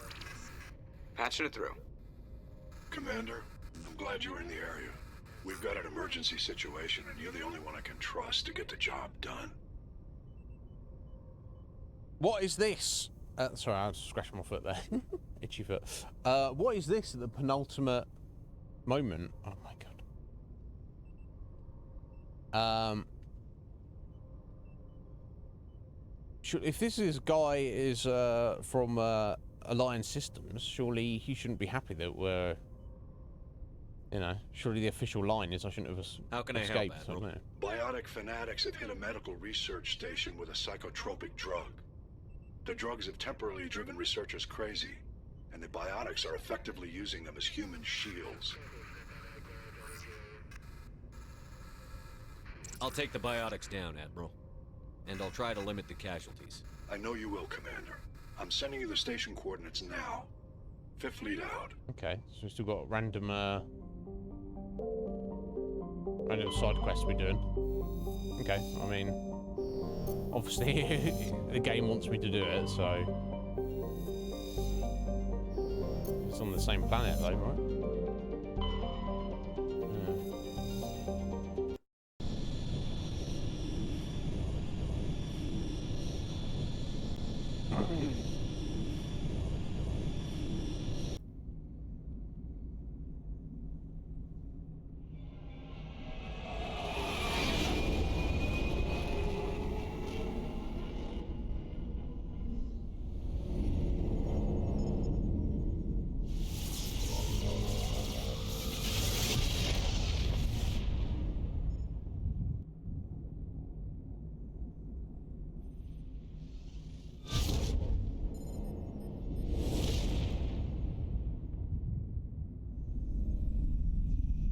Commander? We've got company. Have their sensors picked us up yet? Well, stealth systems are engaged. Unless we get close enough for a visual, they won't have any idea we're here. Picking up some strange readings from the planet's surface. Take us down, Joker. Lock in on the coordinates. Negative on that, Commander. The nearest landing zone's 2 clicks away. We'll never make it in time on foot. Get us something closer. There is nowhere closer. I've looked. Drop us in the Mako. You need at least 100 meters of open terrain to pull off a drop like that. The most I can find near Saren is 20. 20 meters? We'll never get in close enough for a drop. We have to try. Find another landing zone. There is no other landing zone! No. The descent angle's too steep. It's our only option. It's not an option. It's a suicide run. We don't... I can do it. Joker? I can do it. Gear up and head down to the Mako. Joker, drop us right on top of that bastard. Okay, so much for this random quest. Unless it was in a different system, but why would it ping up when we were at this system? I don't know. I don't know. Let's just let's get down there and I'll check our journal and see if it's unless it was just triggered by going anywhere into space at that moment. Either way, we're committed now.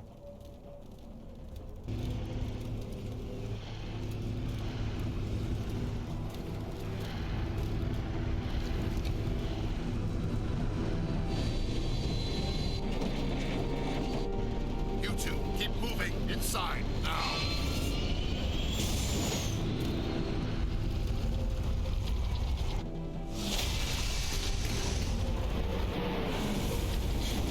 Oh, if only it had been like 10 seconds sooner, Saren will be dead. We have to get inside this bunker before Saren finds the conduit. There is no way we're getting past that door with brute force. Saren found some way to open it. There must be some kind of security override somewhere in this complex. We will have to find some way to get it up and running again.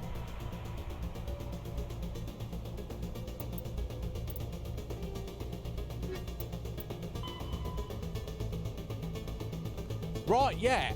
This was all, yeah, medical base on Choe. Locating the Kaka system in the Hades Gamma cluster. So all I can assume is that pops up just when you get to the end game for some reason, and I've completely not gone there. So I don't know if I'm at the point of no return now. Maybe I can do it after the fact. That one we looked for and couldn't do anyway. Or maybe I can't, but I feel it's too late to worry about it now.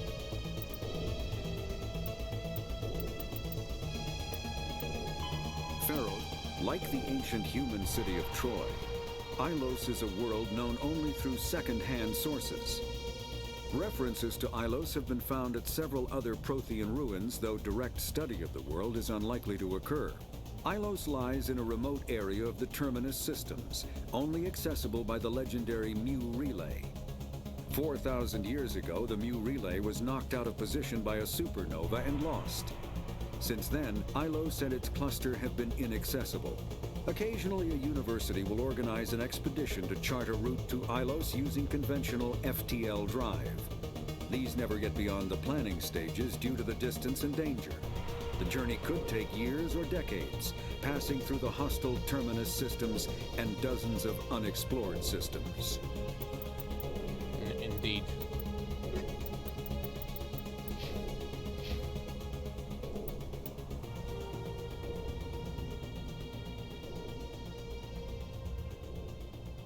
Elevator back there. All sorts of other stuff. An elevator back there. Okay, I guess we're heading back the way we came.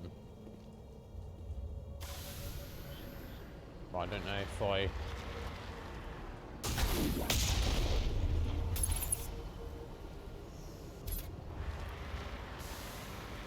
Okay, I can't take the Mako through there.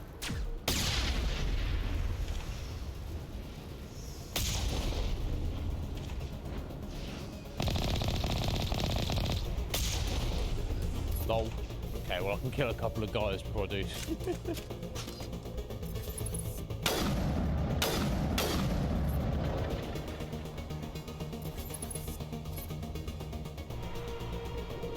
So I guess we've got to head this way to find a switch and then we can come back. I guess that's the idea.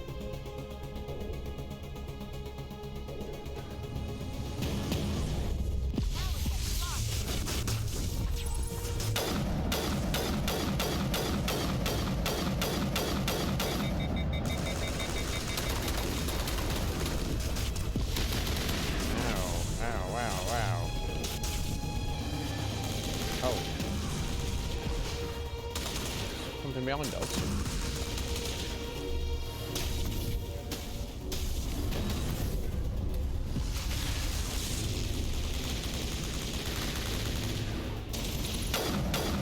Oh, it's hacked. Yeah, it's nice.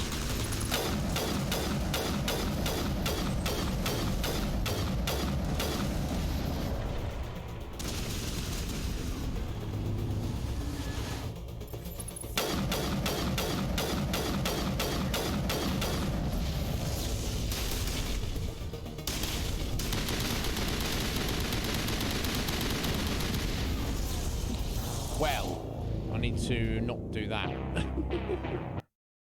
Yo, Heather. No, don't worry about it, Heather. Did you get my message? Did I fully explain what I wanted to say? I just would have been able to give you a bit more details on how things came to pass if I was able to speak to you. But as long as you're well, Heather, and you got my message, that's all that matters.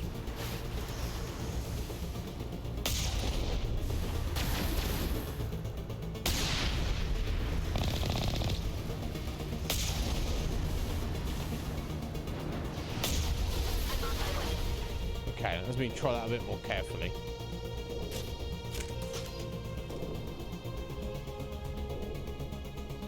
But I hope you're well today, my dear. I hope you're all good. Okay, there's something back here. Or maybe I can get the high ground if I go this way.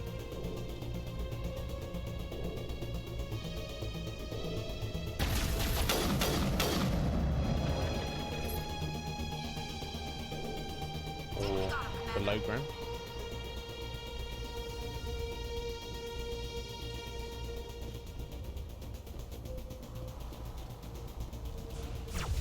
Okay. Get in there, shit. Okay. Ah, this is the way to go around.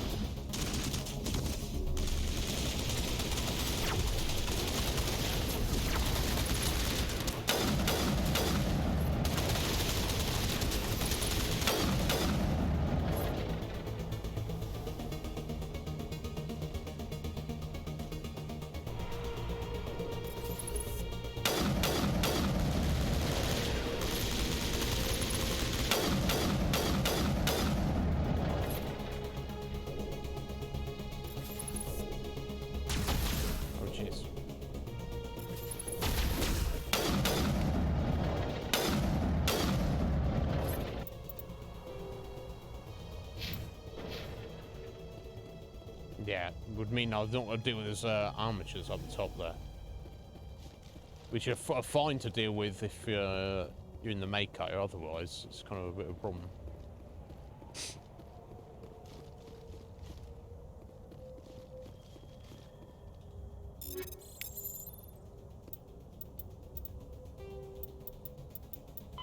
Feral.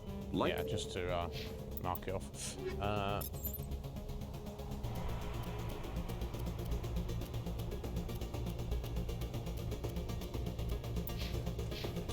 I'm never going to get a better sniper rifle than this ammo.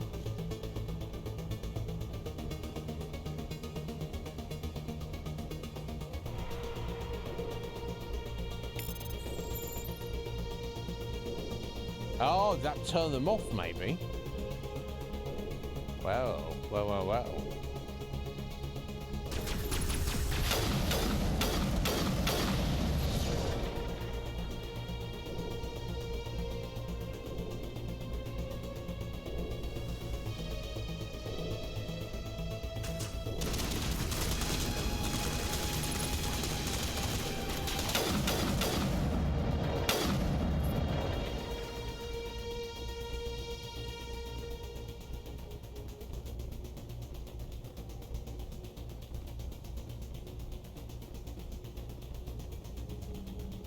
where's this put us? Ah, okay, so I need to fight through the plaza there, which presumably they'll already be shut down now.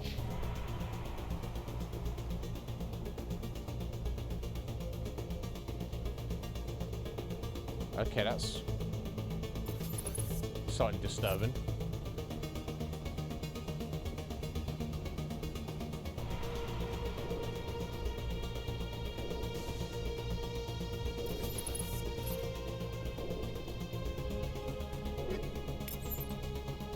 Yeah, it did shut them down. Nice. Okay. Oh, hang on, I've got the elevator around here.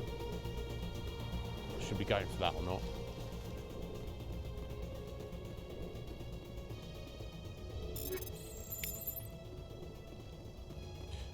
Okay, that one doesn't want to open. Okay, I'm going for the further one.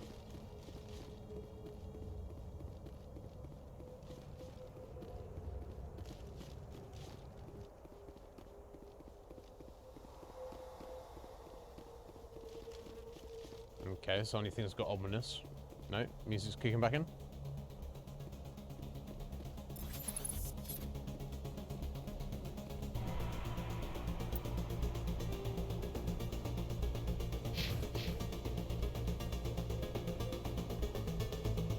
Sounds like an 80s action movie, doesn't it? Like John Carpenter kind of thing. I'm not against, I enjoy it.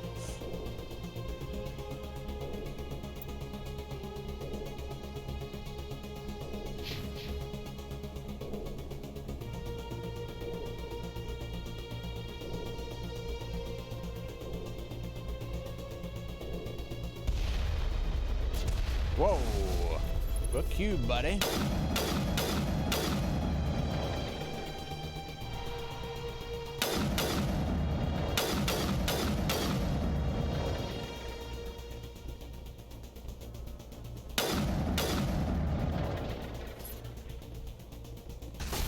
Whoa!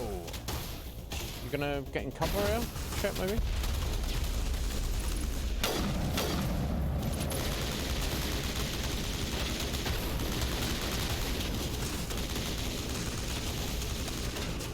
There we go. Oh, there we go.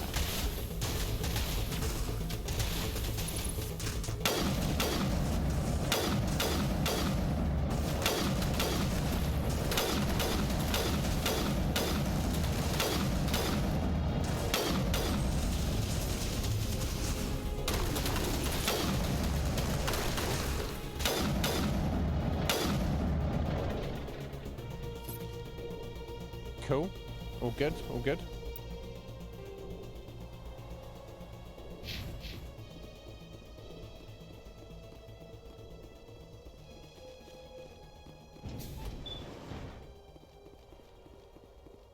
Okay, that's not... It's a door to nowhere. Heading up this way. Oh. Yeah, yeah, buddy.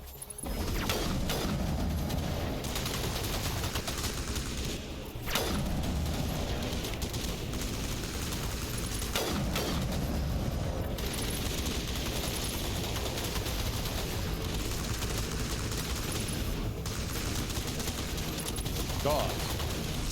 Too quick.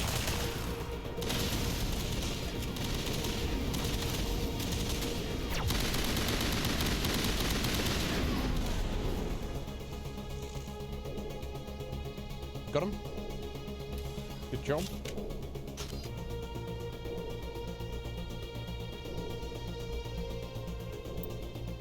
Okay, so I assume I've just got to head up this elevator here. Is there anything I missed down there?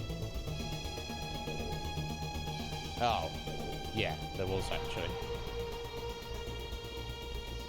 I don't know if it's worth anything. Probably not. Probably not. Okay, I've got to head back around as well. Never mind.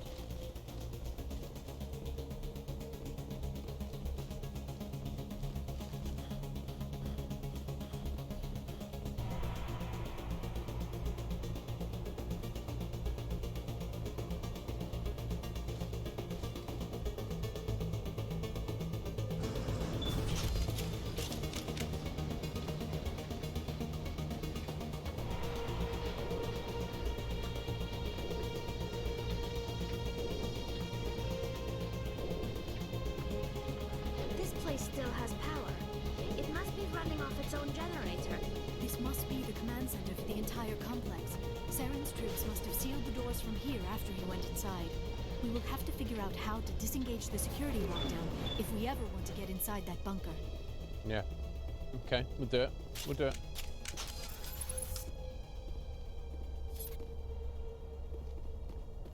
And lots of saves. Always saves. That's good. Seems like the game gives you lots of those when you're on any kind of main mission, but when you're just inside stuff, it doesn't give you too many. You need to be careful.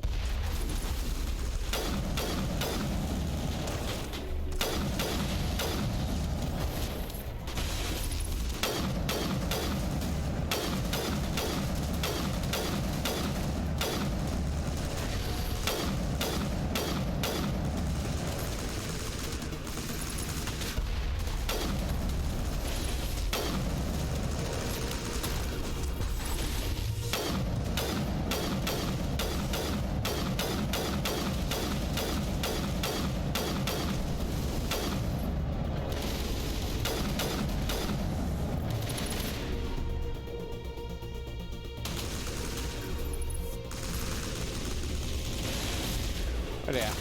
Where you like this shoot? It's there.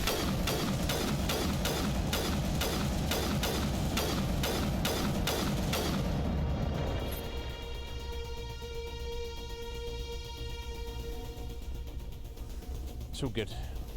God, they're coming on strong, aren't they?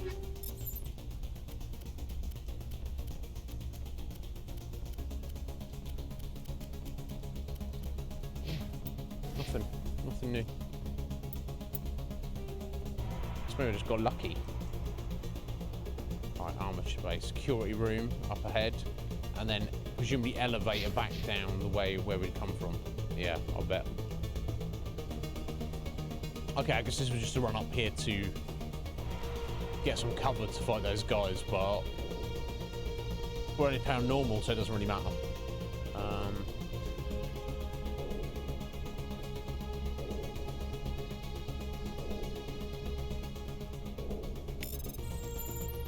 Oh, is that making armatures work for us?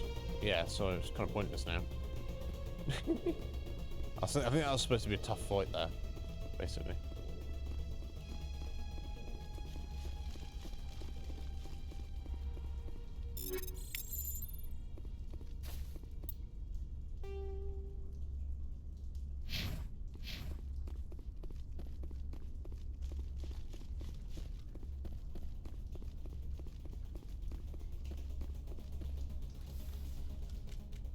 Saren already has a head Excellent. start. Thank you, Heather. We have to go find him before he reaches the conduit.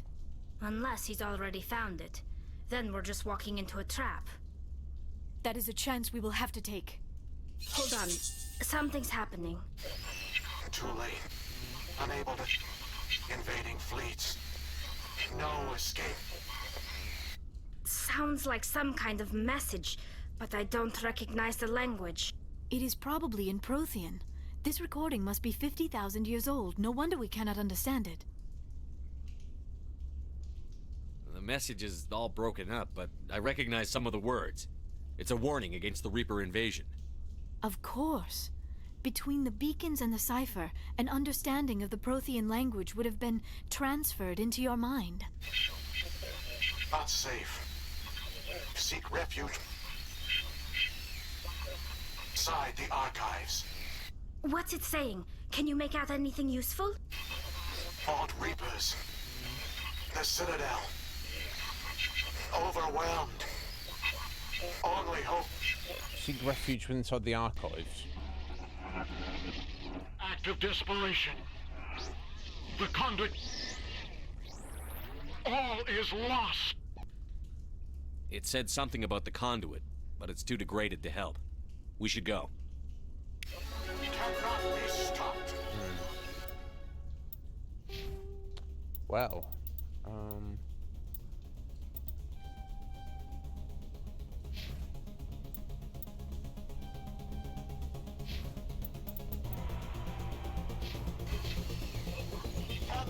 what level are we now?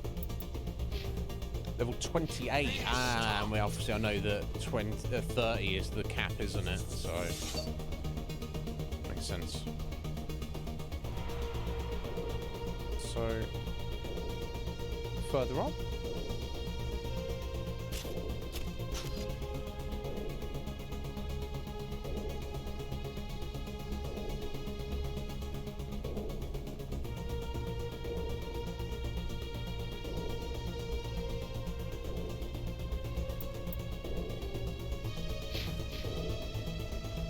I thought the switch was going to be there, but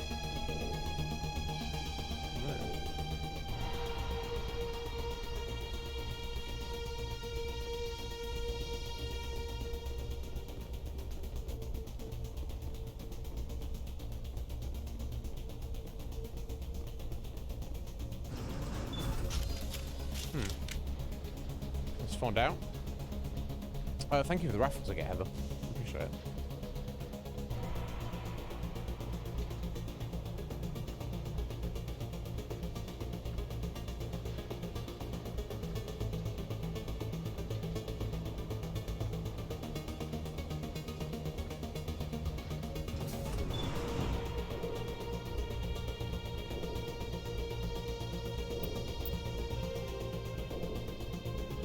I mean, is that...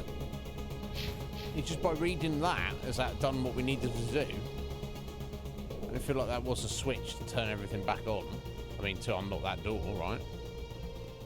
I was just to listen to that recording. I don't think I missed anything there. I probably did, because I'm an idiot. I'm probably also going the wrong way right now.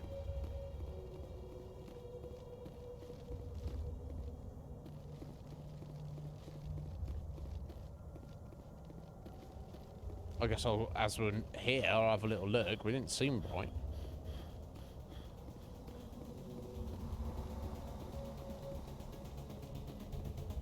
No, the door's still closed. Oh no, the door's open.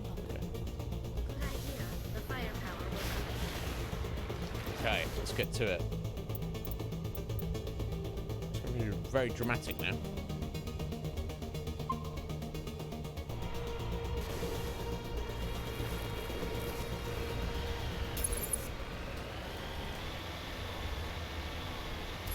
I have spent my life studying the Protheans, but I never dreamed I would discover anything like this. This bunker might have been the last refuge of their entire species.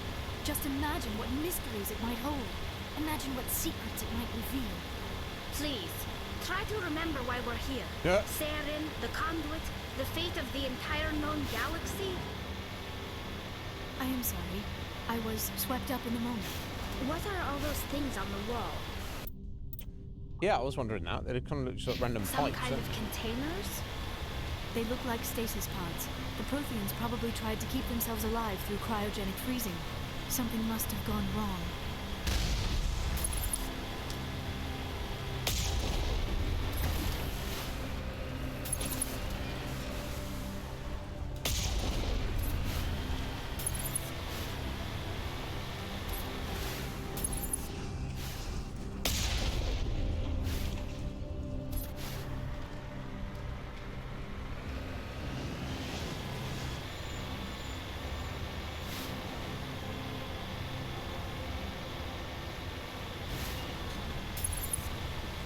Oh, what on earth is going on now? This is the conduit.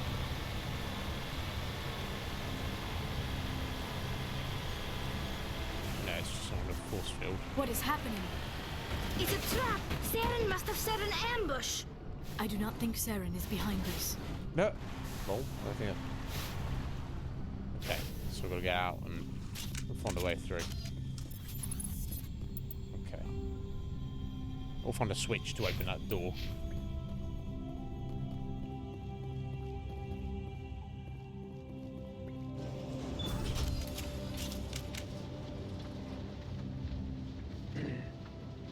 It's all very interesting, though.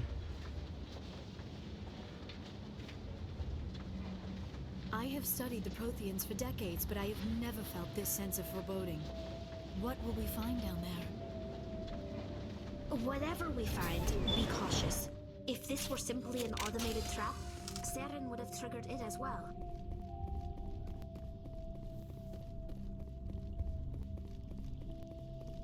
You are not Prothean, but No. you are not machine either. No. This eventuality was one of many that was anticipated. This is why we sent our warning through the beacons. Looks like some kind of VI program. Pretty badly damaged. I do not sense the taint of indoctrination upon any of you, unlike the other that passed recently. Perhaps there is still hope. Yes, there is. This is incredible. An actual Prothean VI, and I can understand it. I have been monitoring your communications since you arrived at this facility. I have translated my output into a format you will comprehend. My name is Vigil. You are safe here for the moment, but that is likely to change. Soon, nowhere will be safe. Are you some kind of artificial intelligence program? I am an advanced non-organic analysis system with personality imprints from Kesad Aishan, Chief Overseer of the Ilos Research Facility. I don't have time for this! Why did you bring me here? You must break a cycle that has continued for millions of years. But to stop it, you must understand, or you will make the same mistakes we did. The Citadel is the heart of your civilization and the seat of government, as it was with us, and as it has been with every civilization that came before us. But the Citadel is a trap. The station is actually an enormous mass relay, one that links to dark space, the empty void beyond the galaxy's horizon. Okay. When the Citadel relay is activated, the Reapers will pour through, and all you know will be destroyed. Wow. So the Reapers live in deep space. That's kind of insane.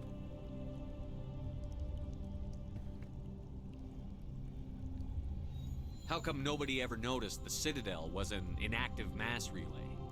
The Reapers are careful to keep the greatest secrets of the Citadel hidden. That is why they created a species of seemingly benign organic caretakers. We need to get over there and the Keepers fuck up the maintain the Keepers. station's most basic functions. They enable any species that discovers the Citadel to use it without fully understanding the technology. Reliance on the Keepers ensures no other species will ever discover the Citadel's true nature. Not until the relay is activated and the Reapers invade. How do the Reapers survive out in dark space? We have only theories. The researchers here came to believe the Reapers enter prolonged states of inactivity to conserve energy. This allows them to survive the thousands and thousands of years it takes for organic civilization to rebuild itself. But in this state, they are vulnerable. Oh. Retreating beyond the edges of the galaxy, they ensure no one will accidentally discover them. They keep their existence hidden until the Citadel relay is activated. We won't stand a chance! Yeah, someone's going to activate, obviously. The Reapers can wipe out the Council and the entire Citadel fleet in a single surprise attack. That was our fate. Our leaders were dead before we even realized we were under attack. The Reapers seized control of the Citadel, and through it, the mass relays. Communication and transportation across our empire were crippled. Each star system was isolated, cut off from the others. Easy prey for the Reaper fleets. Over the next decades, the Reapers systematically obliterated our people. World by world, system by system, they methodically wiped us out.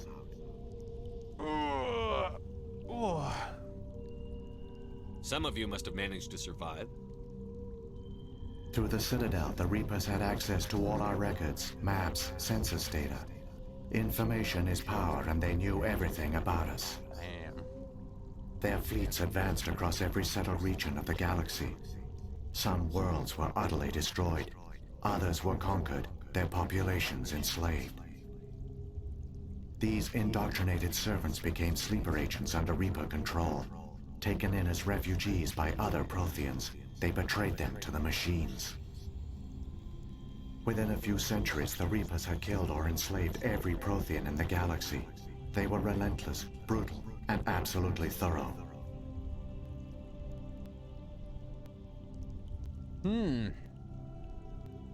Why? I don't think we're ever going to find that out. Well, maybe we will. But, yeah, why did they leave? I don't understand. Where did the Reapers go after they conquered your people? Our worlds were stripped bare, harvested by the indoctrinated slaves. Everything of value, all resources, all technology was taken.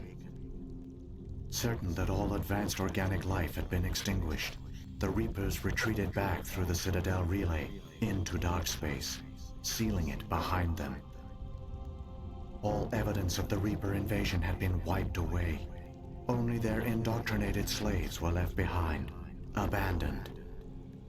Mindless husks, no longer capable of independent thought, the indoctrinated soon starved or died of exposure. The genocide of the Protheans was complete. What do the Reapers get out of this? Why do they keep repeating this pattern of genocide over and over? The Reapers are alien, unknowable. Perhaps they need slaves or resources. More likely they are driven by motives and goals organic beings cannot hope to comprehend. In the end, what does it matter? Your survival depends on stopping them, not in understanding them. Yeah, but if you understand your enemy, then you've got an advantage. The reality is, and this isn't, for me, this doesn't take away from the story, and I'm not poo-pooing it. The reason, the reality is they, the game developers have come up with this cool enemy, and they, by saying, well, they're alien and unknowable, we'll never know why they're doing this, it's because they don't know. There's no reason. There's not a deep-seated reason, and that they just hiding it from us at this juncture. There isn't a reason. They just needed a bad guy. This is the big, scary bad guy, and this is what they do. And this Prothean going, it doesn't matter. You don't need to know why they do it. You just need to stop them. Yeah, I get it. It's cool though. I like the idea of it because this, how this could be an actual situation like this. But the fact of the matter is there is a reason. Whether we can ever find it out or understand it, they're not doing it on a whim. You said you brought me here for a reason. Tell me what I need to do. The conduit is the key. Before the Reapers attacked, we Protheans were on the cusp of unlocking the mysteries behind mass relay technology. Ilos was a top-secret facility. Here, researchers worked to create a small-scale version of a mass relay, one that linked directly to the Citadel, the hub of the relay network. The conduit is not a weapon. It is a backdoor onto the Citadel. What happened next? We severed all communication with the outside, and our facility went dark. The personnel retreated underground into these archives. To conserve resources, everyone was put into cryogenic stasis. I was programmed to monitor the facility and wake the staff when the danger had passed. But the genocide of an entire species is a long, slow process. Years passed, decades, centuries. The Reapers persisted, and my energy reserves were dwindling. So does that mean there's still living Protheans in these cryogenic chambers? Or they've just been asleep for 50,000 years? How did you survive? I began to disable the life support of non-essential personnel. Rough. First support staff, then security.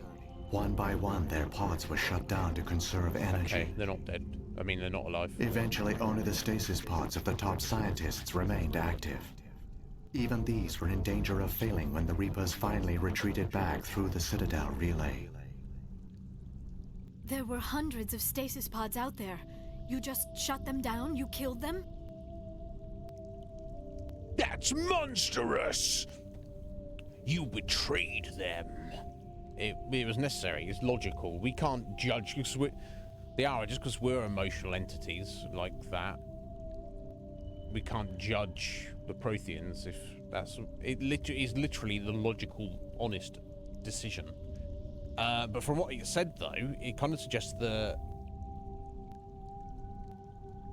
there may be some Protheans still alive. Not many. Maybe you couldn't let everyone die. Better to sacrifice some so others could live. This outcome was not completely unforeseen. My actions were a result of contingency programming entered on my creation. I bet they didn't tell the non-essential staff about this contingency. I saved key personnel. When the Reapers retreated, the top researchers were still alive. My actions are the only reason any hope remains. When the researchers woke, they realized the Prothean species was doomed. There were only a dozen individuals left, far too few to sustain a viable population. Yet they vowed to find some way to stop the Reapers from returning, a way to break the cycle forever, and they knew the Keepers were the key. Oh. Aren't they under the influence of the Reapers? The Keepers are controlled by the Citadel. Before each invasion, a signal is sent through the station compelling the Keepers to activate the Citadel relay. After decades of feverish study, the scientists discovered a way to alter this signal. Using the conduit, they gained access to the Citadel and made the modifications. This time, when Sovereign sent the signal to the Citadel, the Keepers ignored it. The Reapers are trapped in dark space. Ah. Unless Saren gets over there and changes things. Saren can use the conduit to bypass all the Citadel's external defenses. Correct. And once inside, he can transfer control of the station to Sovereign. Sovereign will override the Citadel systems and manually open the relay. And the cycle of extinction will begin again. Is there any way we can stop them? There's a data file in my console. Take a copy when you go. When you reach the Citadel's master control unit, upload it to the station. It will corrupt the Citadel's security protocols and give you temporary control of the station. It might give you a chance against Sovereign. Wait, where's the Citadel's master control unit? I've never heard of anything like that. Through the conduit, follow Saren. He will lead you to your destination.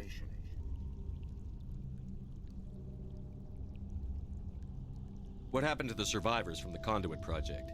They used the conduit to gain access to the Citadel, but the conduit is only a prototype.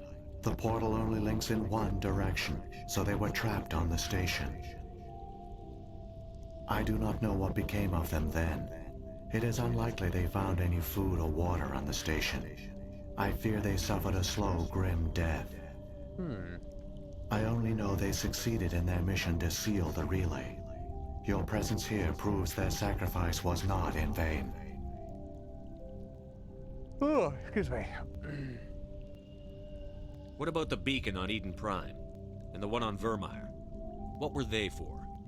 At our apex, the beacons spanned the breadth of our empire. We used them as a single galaxy-wide network to transmit data and communications rapidly from world to world. Virtually all the beacons were destroyed during the invasion, but once the Reapers were gone, the survivors here on Ilos decided to risk sending out a message. We knew it was unlikely there were other survivors, but if there were, we wanted them to know about Ilos. We wanted to give them hope, so a message was sent across the network.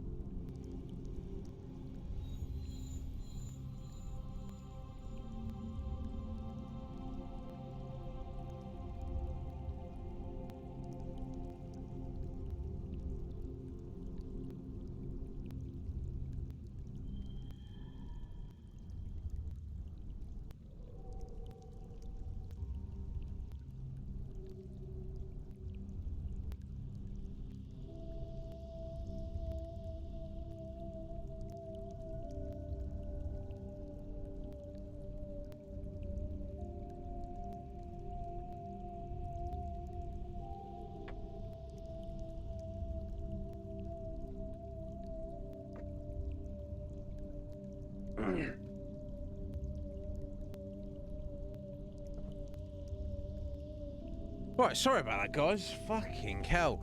It reminds me, water is not for breathing.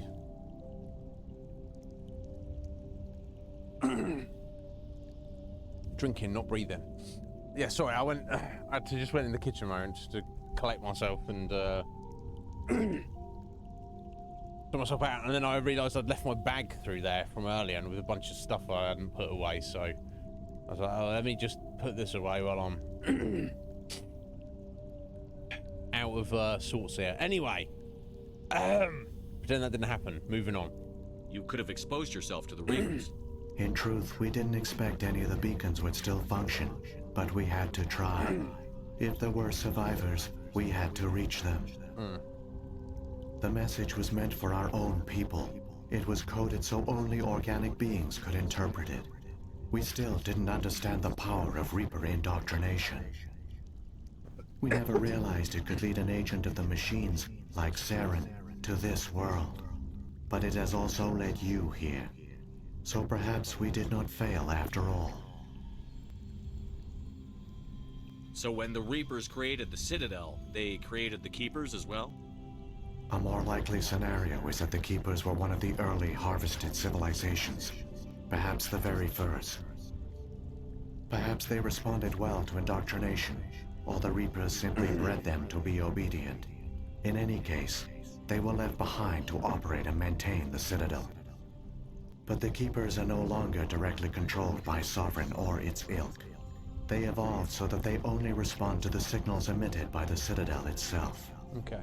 When the Protheans altered the Citadel's signals, they broke Sovereign's hold over the Keepers. Now, they are completely harmless. Sovereign must have realized that organic races were difficult to control. A likely hypothesis. The Keepers evolved in an unanticipated direction. Non-organic servants like the Geth would be more predictable. If the Reapers are trapped in dark space, how did Sovereign get here? It is logical to assume the Reapers would leave one of their own behind after each extinction. A sentinel to pave the way for their inevitable return. Like those in dark space, Sovereign probably spent most of the last 50,000 years in a state of hibernation. Periodically, it would wake to analyze the situation. Keeping its existence hidden, it would evaluate the state of galactic civilization. And when the time was right, it would signal the Citadel and usher in the next Reaper invasion. But this time the signal failed. The Keepers did not respond. Sovereign's allies were trapped in the void. Alone, it was forced to try and discover what had gone wrong. Sovereign's the largest ship in the galaxy. Why all this secrecy? Why not just attack the Citadel? Sovereign is not invincible. Revealing its true nature would have united the forces of every organic species against it. Even a Reaper couldn't survive such odds. But the Reapers are patient. It's not what he told us. They will not rush into the unknown. Sovereign could have been planning this for centuries, moving deliberately, gathering allies. Slowly, it has assembled the pieces of the puzzle, working through agents to keep itself hidden. Saren is the most visible pawn of the Reapers, but I doubt he was the first. Now Sovereign has grown bold. Whether from confidence or desperation, I cannot say. But it is determined to reopen the portal to dark space. Okay, I think that's everything. Saren's got enough of a head start. Grab that data file and let's go. Shepard, are you sure? Who knows how much longer Vigil will be here? Even now the projection is weak. This might be our only chance to speak with it, our only link to the knowledge of the Protheans. It is the opportunity of a lifetime. Are you insane?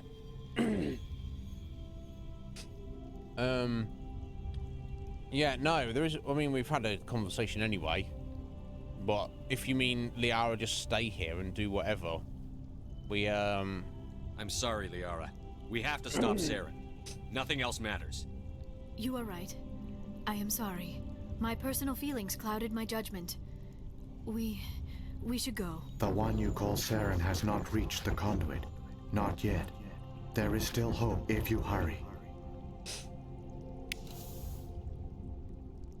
Alright, damn. Okay. He's probably brought down that barrier for us. Interesting revelations.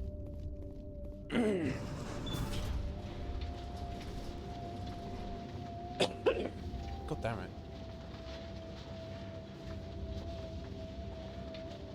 All their culture, all their advanced technology, and the Protheans were taken in by the Reapers just as we were. They failed. Just like my people. But they also gave us a chance to save ourselves. We must hurry.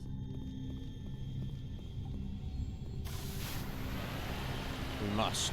Let's go.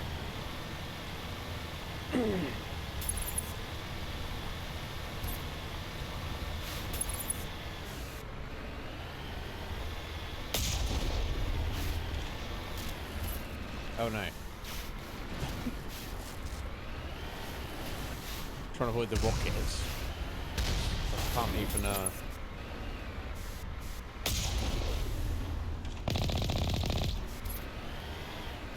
can't even drive in a straight line, what does it matter?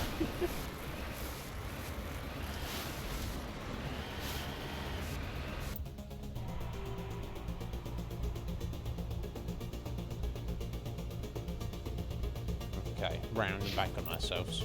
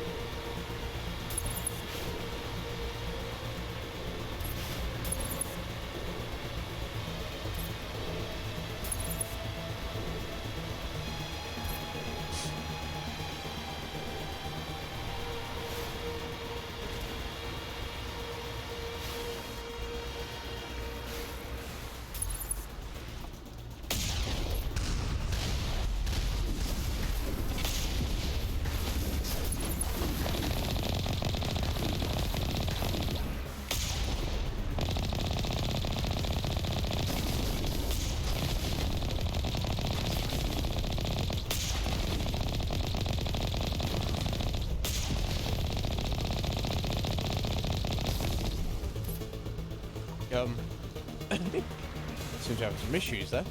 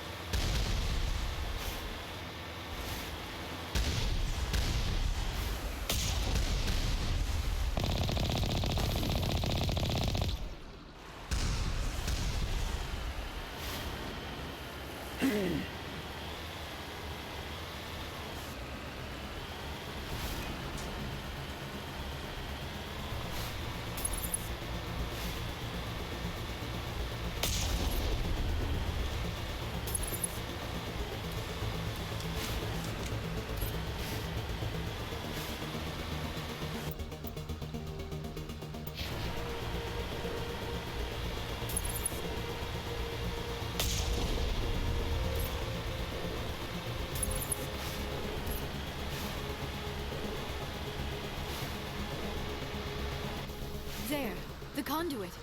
It's incredible. We don't have time to admire the view. We have to get through that relay, and these Geth aren't gonna make it easy on us.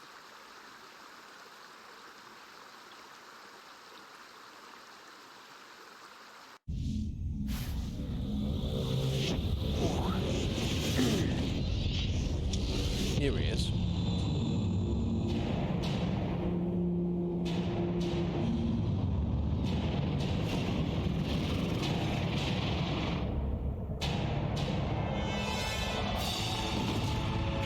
Oh dear.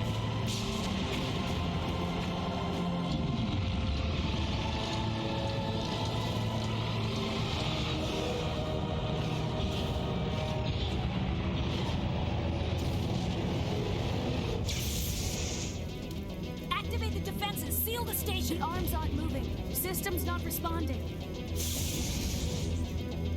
Abandon the Citadel. Evacuate the Council. Citadel Control. Citadel Control. Do you copy? Yep.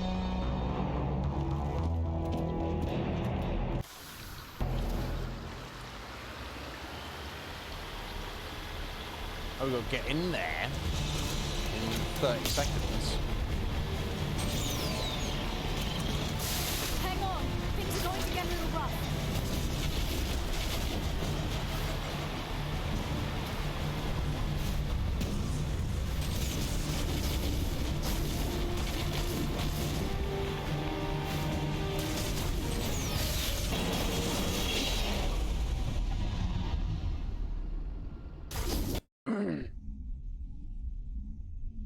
So we've just gone into the relay in the Mako. I don't know if that's a good idea, but I guess we don't have much choice, do we? Critical failures detected across all monitored systems. Please begin emergency evacuation.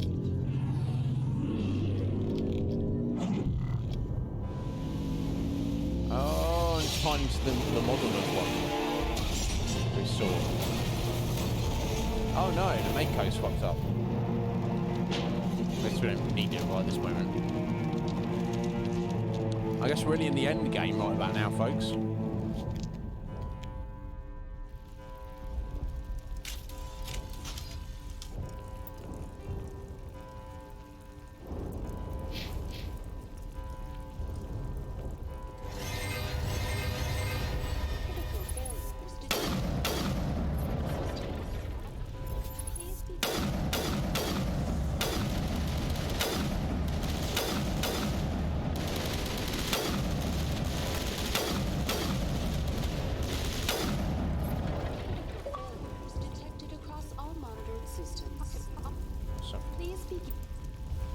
Kill 1,000 enemies. Okay.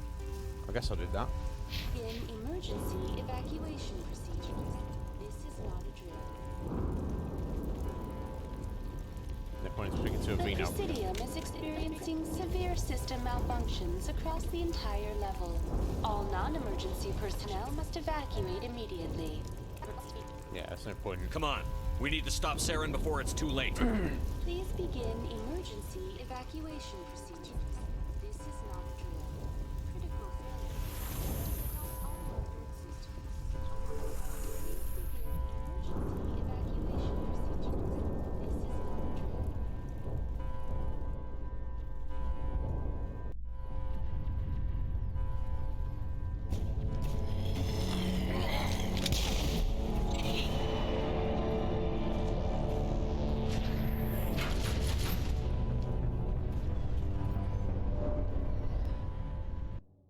drill. Coming for you, Saren. The Citadel's closing. They're sealing the station. Don't let the enemy ships inside the arms.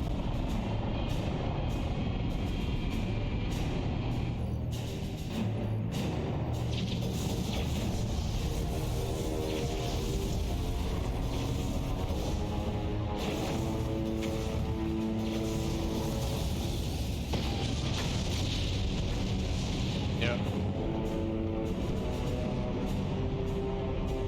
Sovereign gives no fucks. Oh, he got through there. He's inside.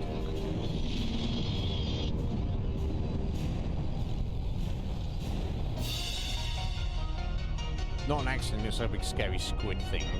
So.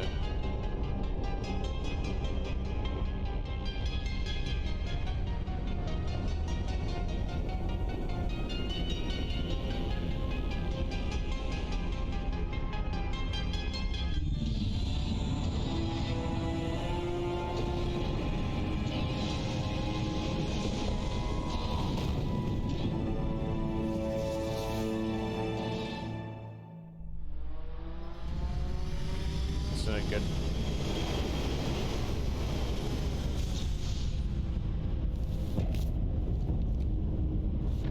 Saren's locked the elevator. Suit up. We're going outside.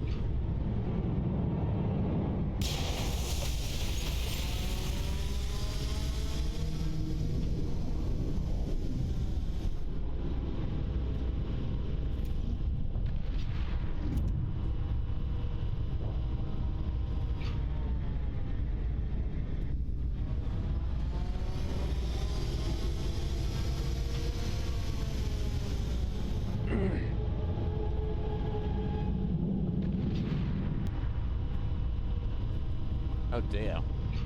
How are we supposed to deal with them? Well, they're sort of running forward straight at him, so...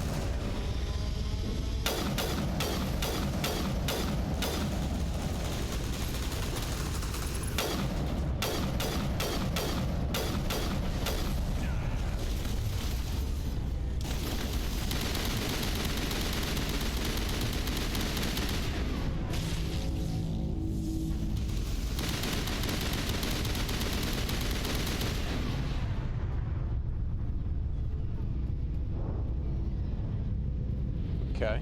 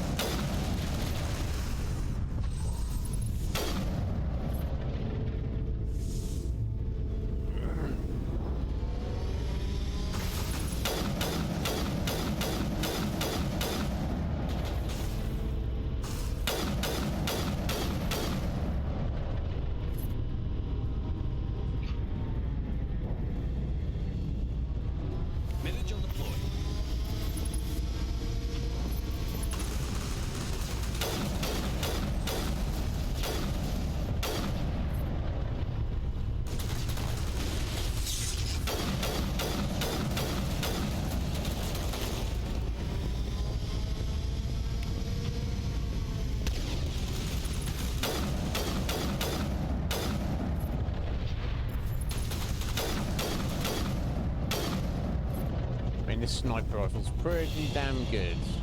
I can't really deny that. Try a gun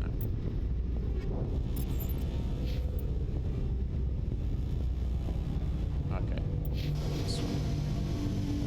If it's down there.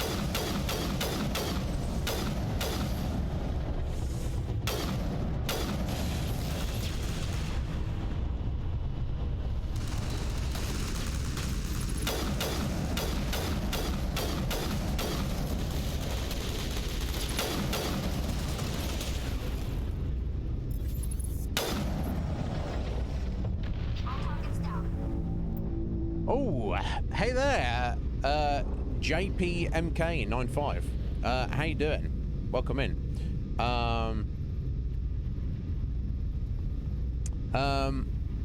Use AI in Cyberpunk DLC. I have not played Cyberpunk, so I can't comment. Can't say. Rate this game out of 1 to 10.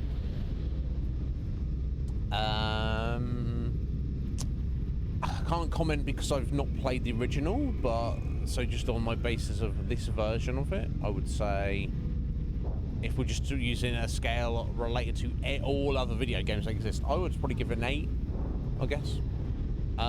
It's a fantastic game. It's not perfect.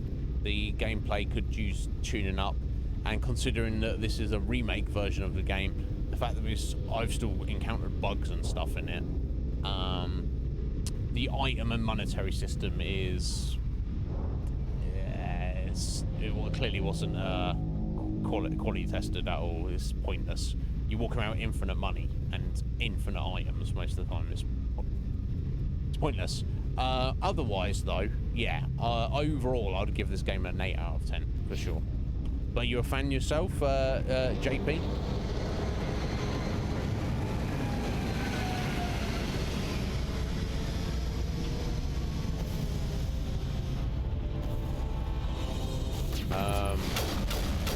Am I supposed to be fighting this thing? I mean, just get the troops first, I guess.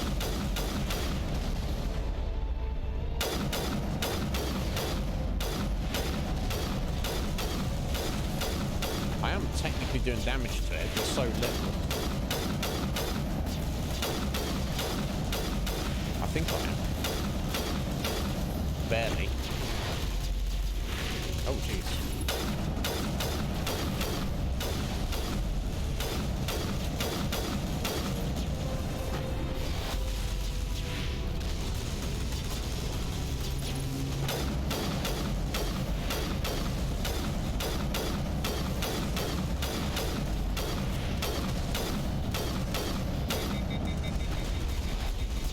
Hey, Slick Mick. How you doing there, bro? Are you well?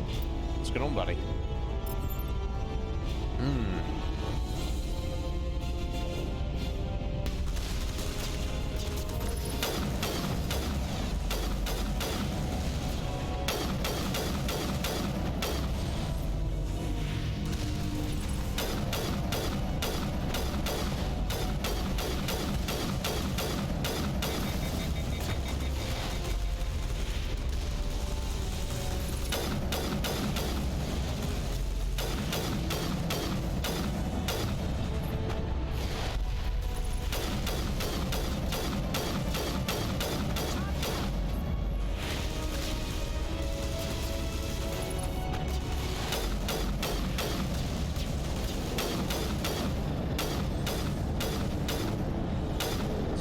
Out of there.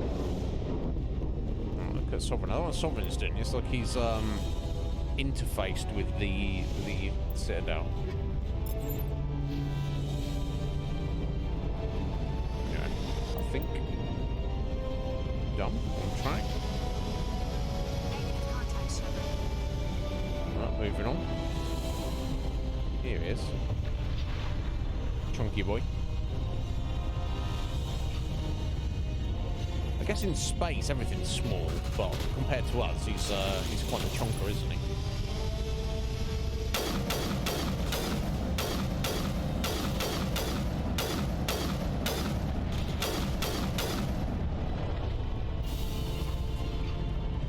Right, put your head out, buddy.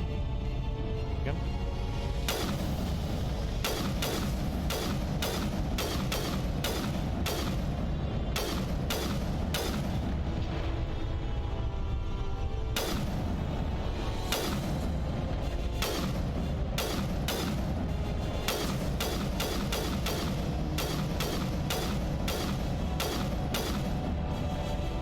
There's not infinite of them.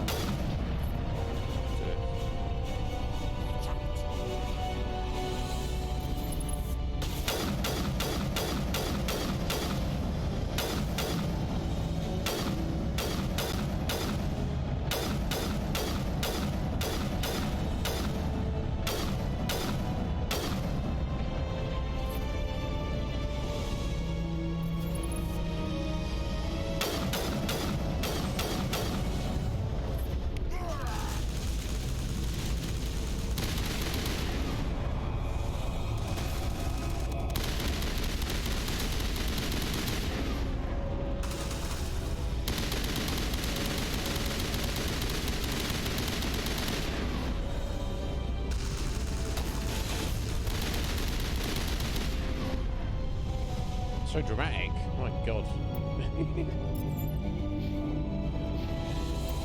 Yo, Draco. How you doing, buddy?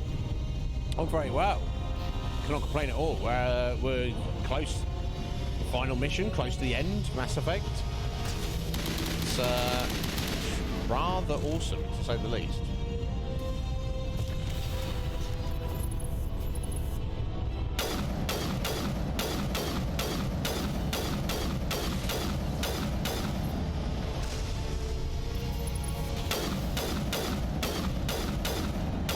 I assume I can destroy these.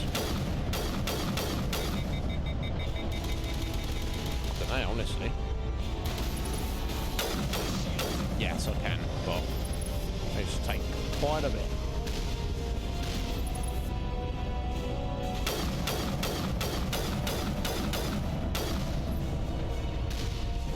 It's got to be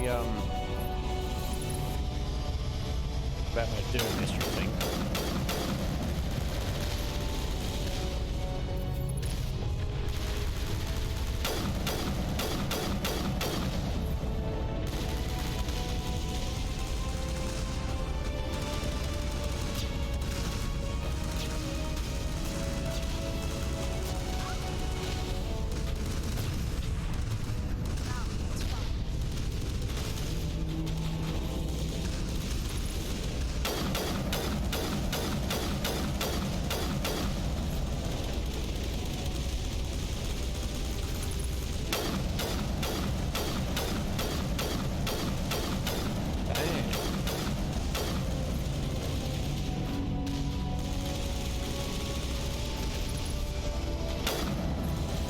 Let me,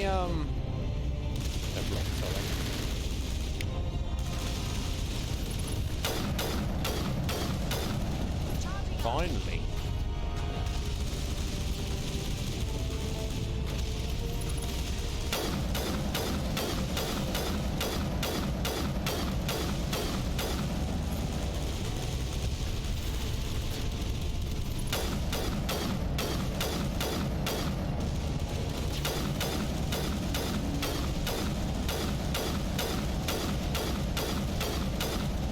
Bullets I'm shooting out. God, it's hectic, isn't it? Where are you off to? Where are you off to, Draco? Where you going, bud?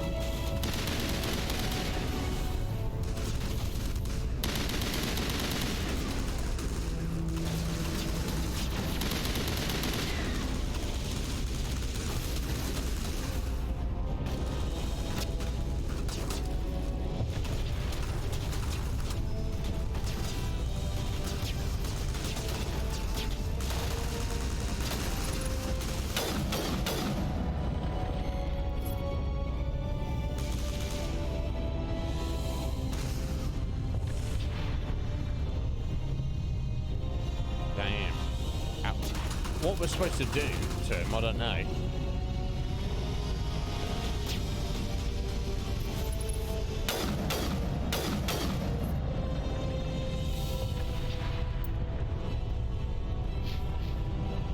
This way?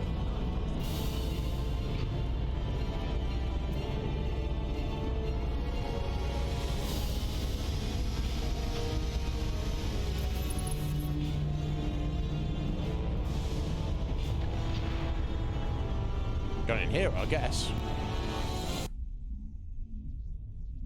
Ah, excellent. Just finished school, as in she's finished year 11, secondary school. Or just finished for the summer, you mean? Either way, yeah, have fun, buddy. Yeah, of course. So you've been a good dad. You're like, yeah, what do you want to do to celebrate? Okay, cool, nice. Well, enjoy yourselves. I hope she has a good time with it. Okay, now we're in the council chambers. Finally some action. Finally? Tarly, are you being serious right now? Finally some action? Did she not just have enough action a minute ago?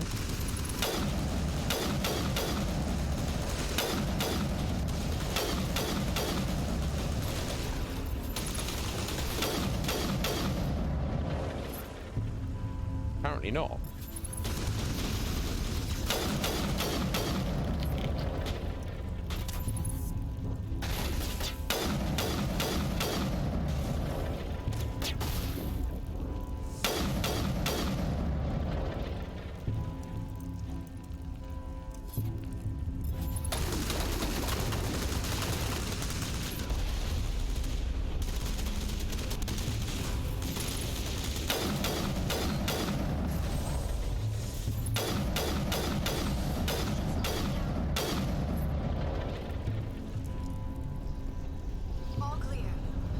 I mean, if you think about it realistically, surely we should, if possible, destroy the Citadel so they cannot be used in the 50,000 years from now. Saren, you fucking dickhead.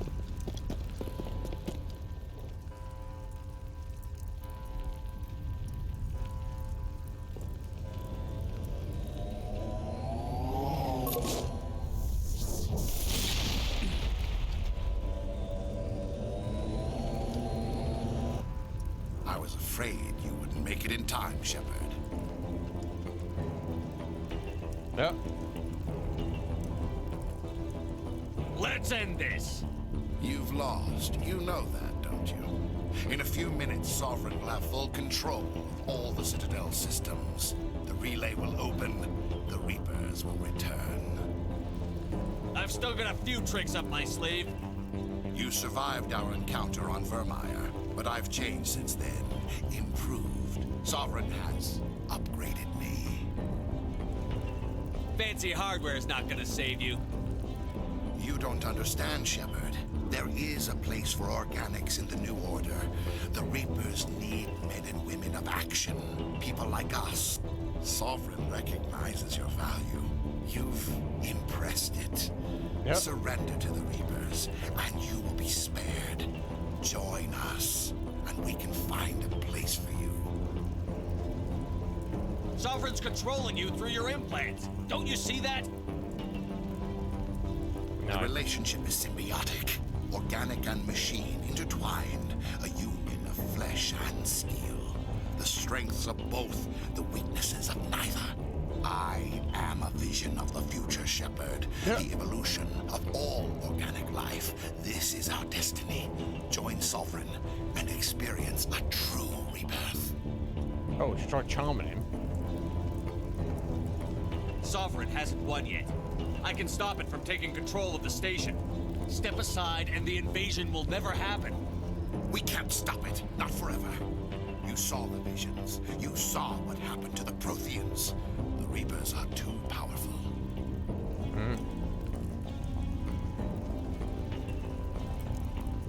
You could have resisted. You could have fought. Instead, you surrendered. You quit. Maybe you're right. Maybe there is still a chance for... Yeah, she's their little puppet, mate. Little puppet on a string. Sovereign is too strong. I'm sorry. It is too late for me. There's still one way to stop this. If you've got the guts. Goodbye, Shepard. Thank you. Oh. Well, good on him for doing the right, you know, the right thing at the end there. But too little, too late, buddy. Right. Right. It's a bit renegade there. Oh, I'm almost like a full-on paragon. No, not much of a renegade apparently. They got me renegade points though.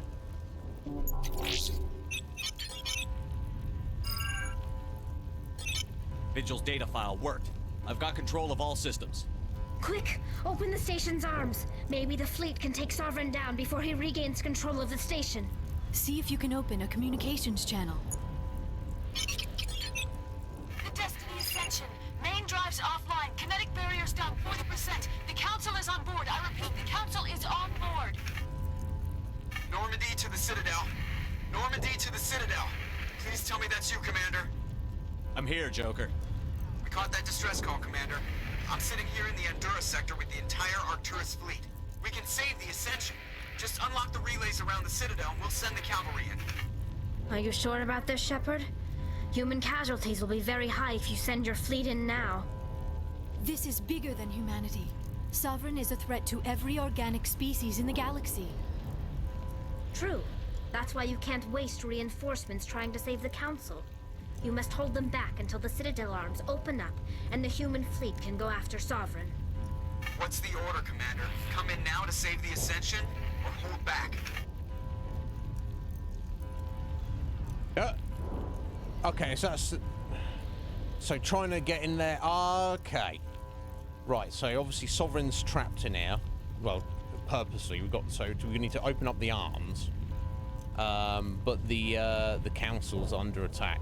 I mean, so even the Council's, you know, they're kind of dicks, but I don't think we should let them die. But the #1 priority over everything else, including everybody's life, is we need to shut down, destroy, annihilate Sovereign, stop whatever Sovereign is doing right the fuck now. Doesn't matter if Shep dies, doesn't matter if Liara dies, doesn't matter if Normandy just blows up and everyone dies. Doesn't matter if everybody dies, but there's only one person left over. It doesn't matter if everybody dies. We have to destroy Sovereign right the fuck now. Wait until those arms open, Joker. We need all our ships focusing on Sovereign, even if it means sacrificing the Council. A sacrifice for the greater good. I only pray it is not made in vain. Yeah, I hope so, Liara, but, you know. All Alliance ships, hold formation. Wait for a shot at Sovereign. Nothing else matters. I repeat, nothing else matters.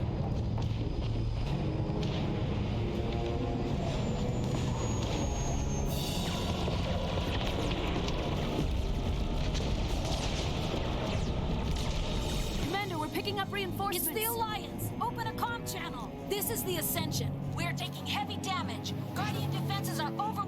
Kinetic barriers are offline. Commander, they closed the channel.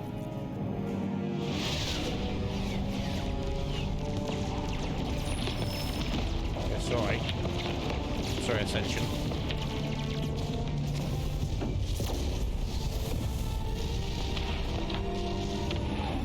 You're gone. There's no council anymore. Well, I guess we'll still have a council. We just... There we go now. Fuck up that squid! So I'm getting into it. Alright, well, the final Make sure moment. he's dead. Yeah, make sure he's dead. Get down there, make sure he's probably dead. Yeah. Yeah, who knows? Damn, hardly with the booty. That's unexpected. Thank you, Draco. I appreciate it. She's a badass, isn't she? Every step of the way, she's been like, yeah, let's be pragmatic about this. He's dead.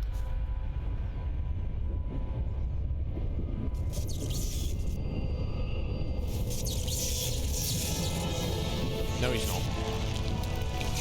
Well, he is, but Sovereign's still got a use for him.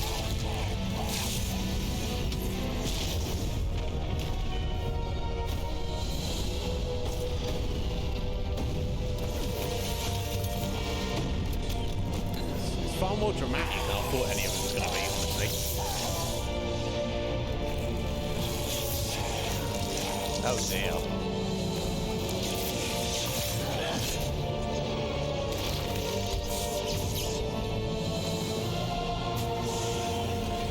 Oh wow, that's disturbing.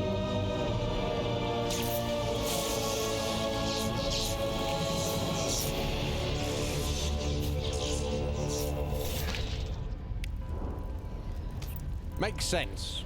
because obviously we can't fight a gigantic squid robot that's like a million times larger than us, but we can fight an undead super Saren. So I guess that's what we're doing. It matters at this point, does it? Well,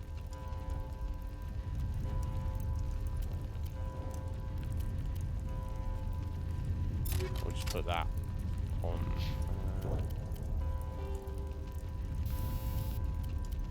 Run around without implants in. What's the medical exoskeleton?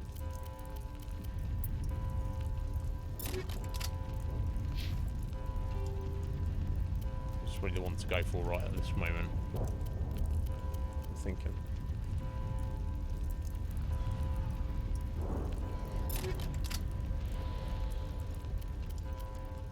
I am sovereign, and this station is mine.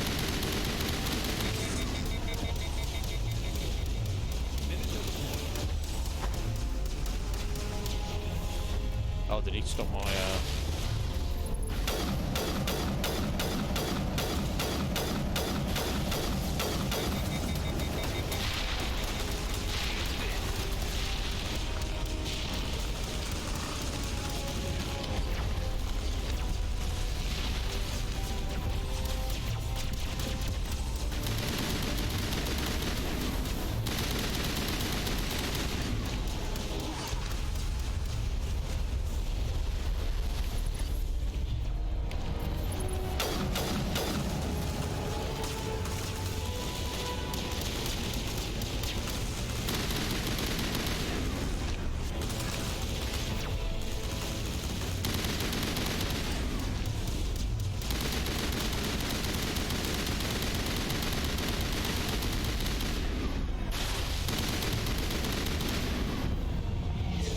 take some of that, buddy?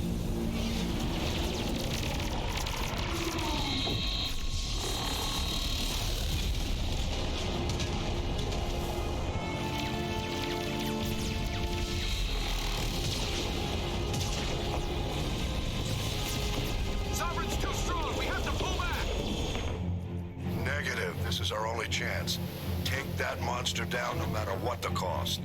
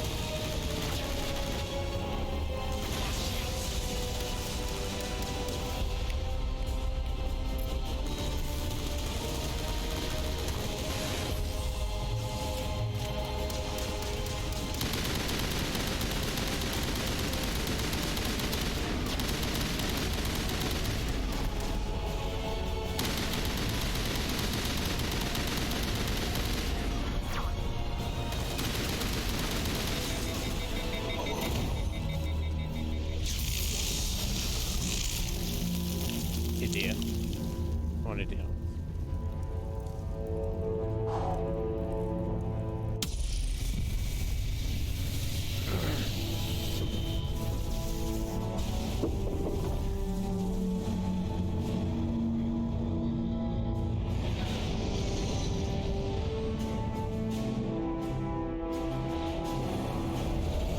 Its shields are down. Now's our chance. Hit it with everything we got.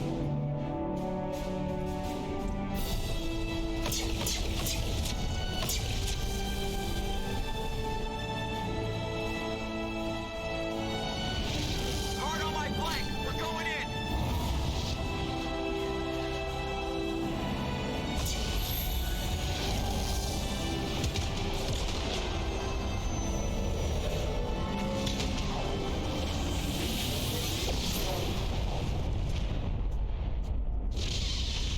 Awesome.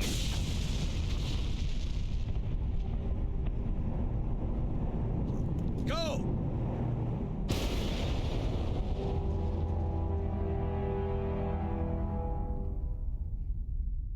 Incredible. Could the Citadel be any more messed up, though? I mean, seriously.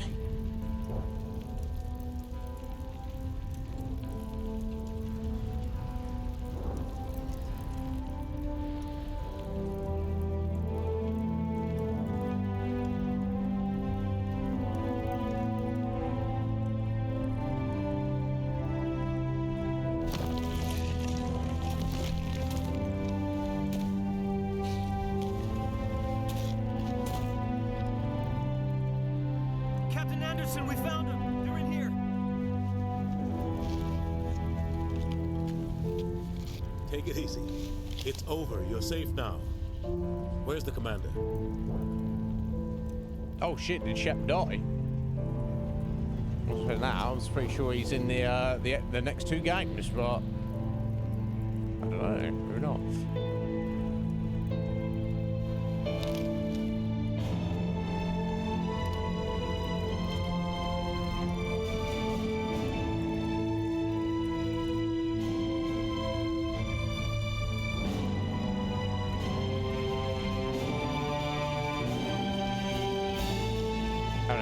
Perfectly fine. He just was over there rather than over here.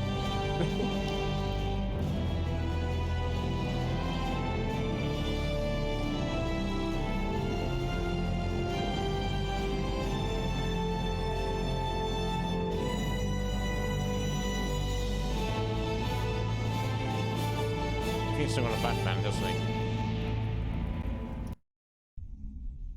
Yeah, he was just over the other side of the room. They were faking you out, Heather. They were like, Shepard died. No, he didn't. We got your message, Beat the game, Barony. What's all this about? No need to get worked up, Captain. I'd like to end this meeting with all my teeth still in place. You should thank me for what I did. If the Normandy was still grounded, we'd all be dead right now. I understand, Captain. You did what you had to do. That's not why you're here. We need to talk about what happened to the Council. Commander Shepard did the right thing. We had to hold our fleet back to go after Sovereign. It was the only way.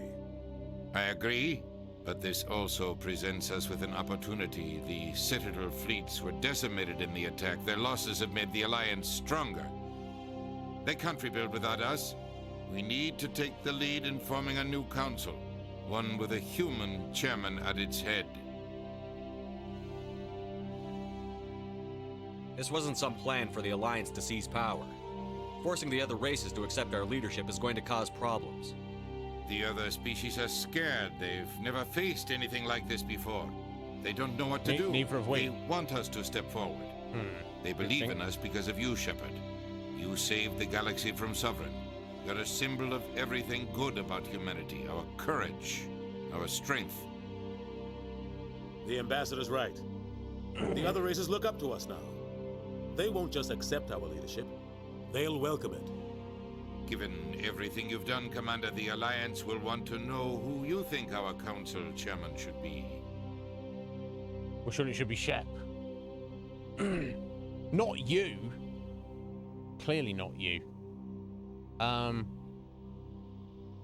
Right, okay, so they need other people. But yeah, let's get Anderson on the council. I guess Shep's run around with specs written, isn't he? Yeah, he did smile, because he's like, I'm a bad man. We're about to go into war. We need someone with military experience. Someone like Captain Anderson. Udina. You make a good case. Captain, are you ready for this?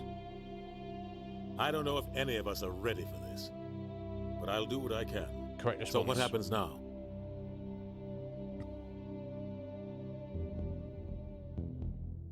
The Reapers are still out there. They're coming. And I'm gonna find some way to stop them.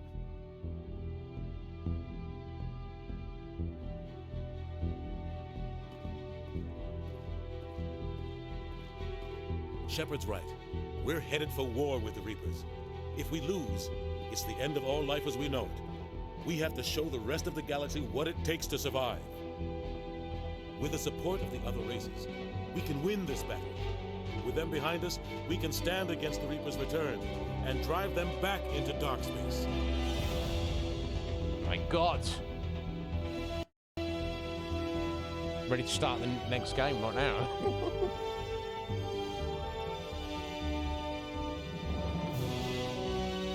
Alright. The chef looking like a Batman. Of course. Yeah, strike a blows, right?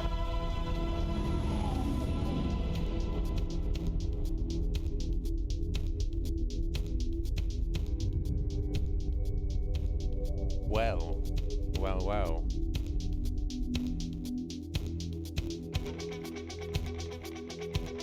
Fuck me, that was well good. That was so cool. Oh my god. They must have known they were onto a good thing, and they were like, we can set up a sequel to this, definitely. Okay, these are non-skippable credits. I need to pee desperately, but I don't want to step out because I might miss something, so just chill for a minute.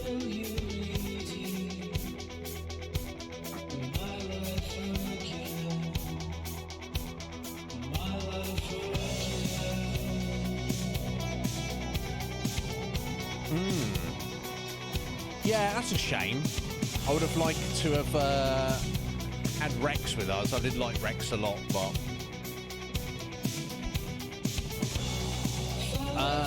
combination of Tali and Liara's powers were incredible, so I don't regret it. Oh my god, that was so cool.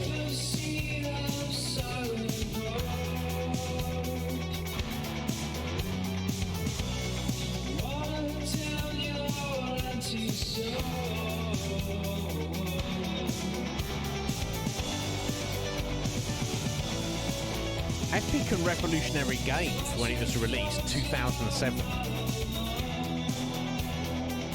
But my god.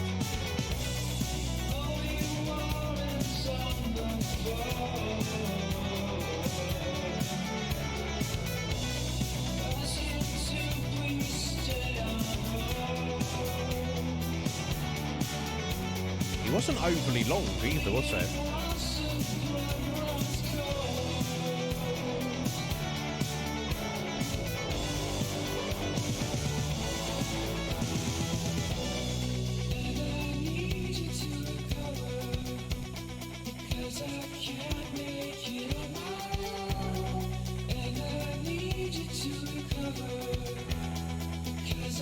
Quality assurance. They obviously didn't do a very good job, no offense. Sorry, all these quality assurance guys, I do apologise. You didn't really do much. I'm sure they did a lot. Just yeah.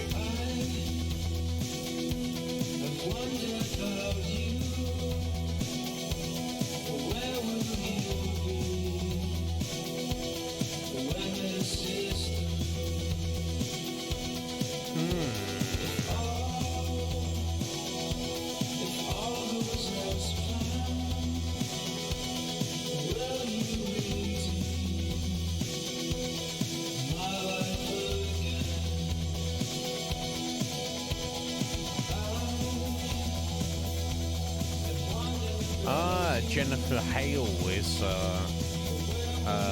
female Commander Shepard. Okay, I know the name.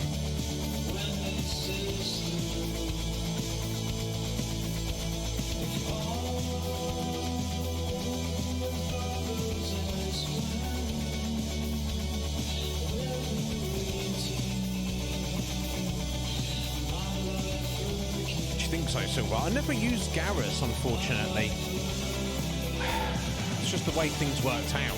I wanted to use Garrus, but that's the only problem with I'll turn it down slightly. I can barely hear myself speak.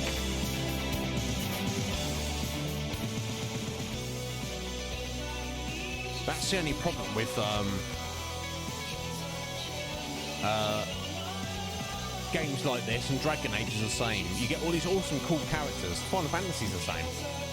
But you're only allowed to use a small fraction of them at any one time. And yes, you can very much switch them all in and out frequently. Rarely, if ever, is there any benefit to doing that. But it's pretty good if you give him a sniper rifle, Silver.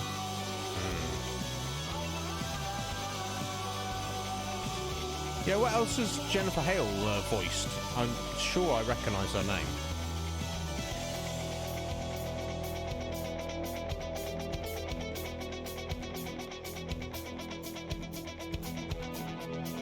Oh my God. So good.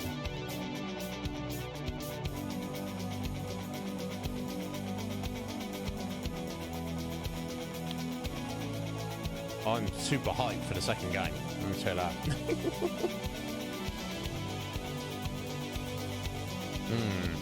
Yeah, don't worry yourself about it, Silver. I specifically recognise the name.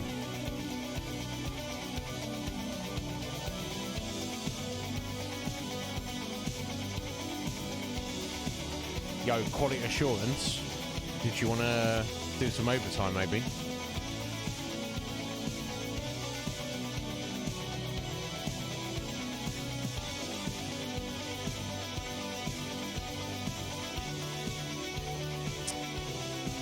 So, I believe there's 4 total, Heather.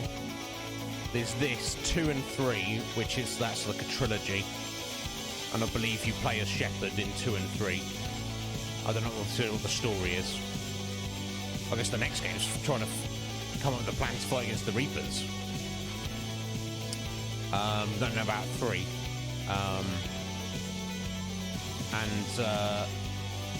Then the 4th game is Andromeda, which I believe you don't play as Shepard, and you literally go to the next galaxy over. So, and I've heard mixed things about that.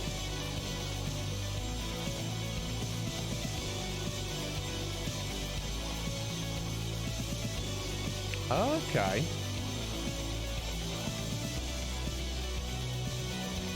Okay, so she's just been a very prevalent voice actor for video games in general. Okay. Yeah, indeed.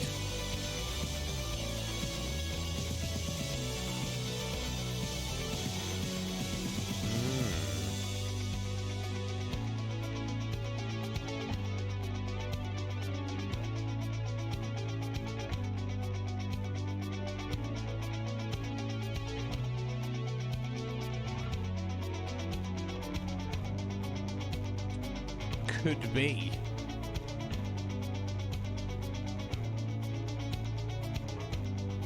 Yeah, a lot of decent voice actors, particularly for video games, they don't really obviously they age, but they don't, their voice acting skills usually hold up, so they'll, if they're a very skillful voice actor at age 20, they'll be able to pull off the same voices and even just got better by the time they're 50. They're still rocking it.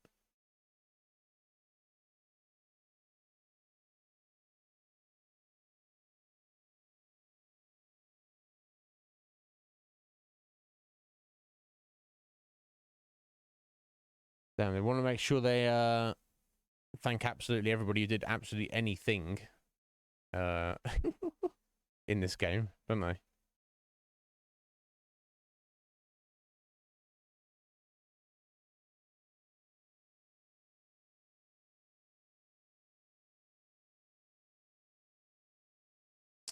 They are, Squidge. I mean, thank you, Squidge. It's epic. The end was pretty freaking epic. I'm hyped for the next game, whenever that may be. That is obviously up to our producer to decide whether that's very soon or a while in the future.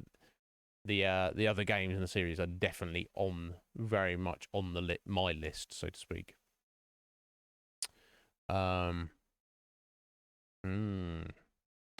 Look, I could start the next game right now and be hyped about it, or I could, there's plenty of other things to do. I could see it as like a nice present for future me, sometime in the near or far future. So we shall see.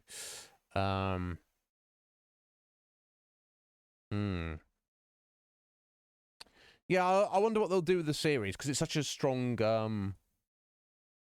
IP that there's no reason for them to not keep making games for it. But I'm given to understand that Andromeda was a bit of like not fully a misstep, but it just didn't live up to the hype of the original trilogy. Like Fusion was talking about the other day, he was like, well, once you get used to it and get into it, it's okay. And it's like, that's not how you want to be describing the brand new bells and whistles game of a beloved series, is it? No. So, you know, I would still be interested to play Andromeda, but definitely want to do 2 and 3 before that. We shall see. But yeah, in terms of credits, Squidge, I usually skip them if it's one of the ones you can either zoom through or click to get through, because there's usually an Easter egg or a final cutscene, and they, you know, I understand it's important to get recognition and credits for the work you've done, but I don't need to see it. No, that's it. There's no final cutscene. That is it, guys. But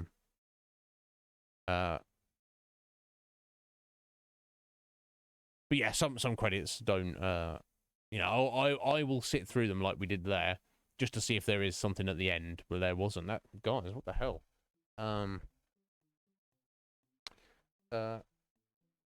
I thought there was a possibility we might complete Mass Effect today, but I didn't think it was going to come around that quickly.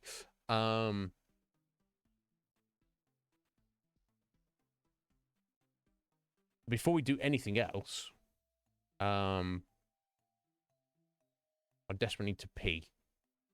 And it is kind of, it's almost 6. Okay. Red Mage, how you doing there, buddy? So we'll take 3 minutes, and I'll make coffee, and then we'll come back, and then we'll decide.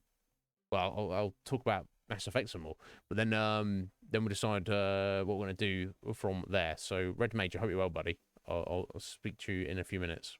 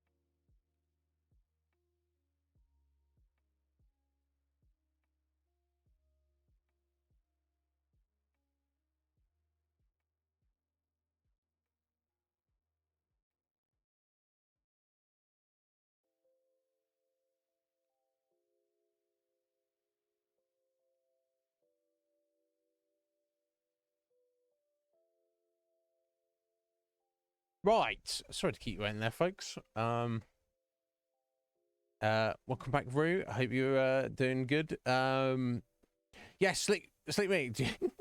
So I don't want to message you, Mick, to give you like the wrong impression, but I adore these videos, the screens you made for me and my intro video, but now that I'm of the mind that I don't specifically want to promote the Conflux, I support Sly, I support everyone over there. I would encourage anyone, you know, if you looking for a vibe to share things or see things or speak to people, but and obviously I feel bad because I've kind of let you down. You put all that work in for me, but it's now no longer appropriate for me to use it. I mean, I don't know how much work is involved, Sleepmake, but if you were to just literally take what you've already done for me and take out the Conflux bits, and we either put something different in or something, you know,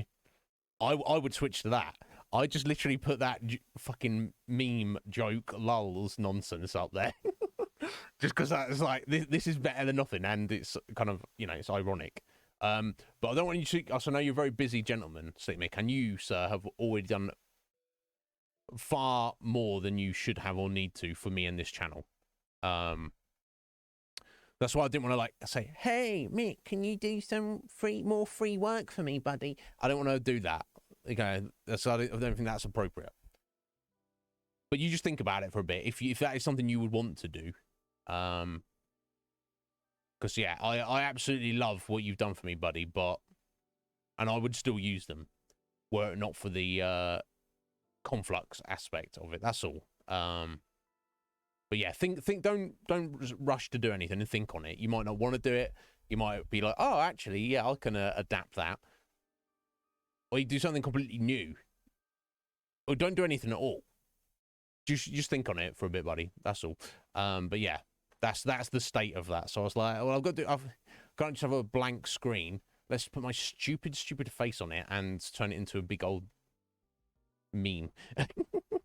So yeah, you just think on it, Sleepmake. There's certainly no need to do anything at all. But if you were inclined to, that's the state of where we're at.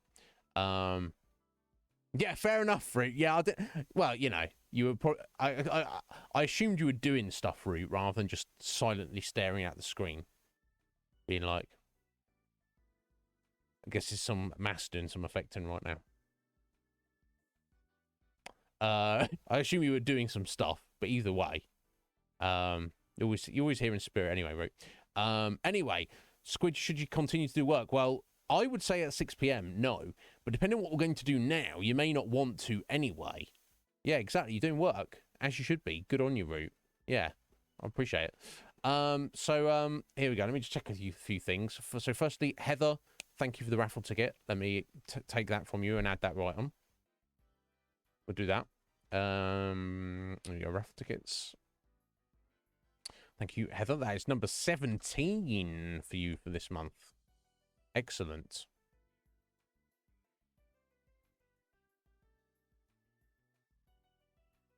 And I just got your message as well, Heather. Don't worry about it right now. I will check that. I mean, I could probably, without alluding to anything, I'll just check that for you right now. Hang on. If anything's changed on my end, so to speak. Let me just have a look. What's going on there?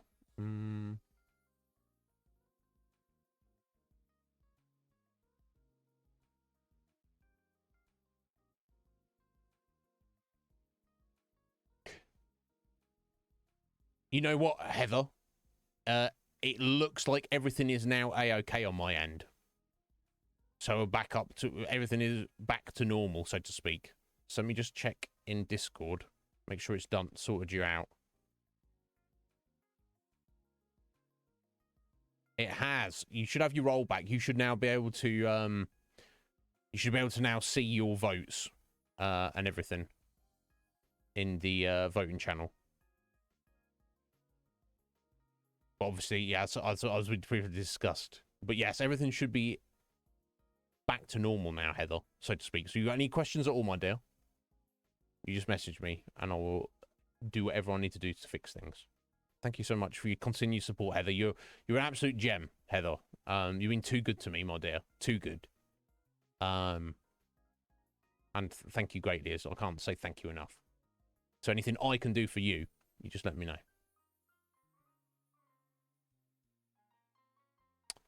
So yeah, exactly. No, silently staring at the screen. Root's not, Root's not wasting any time.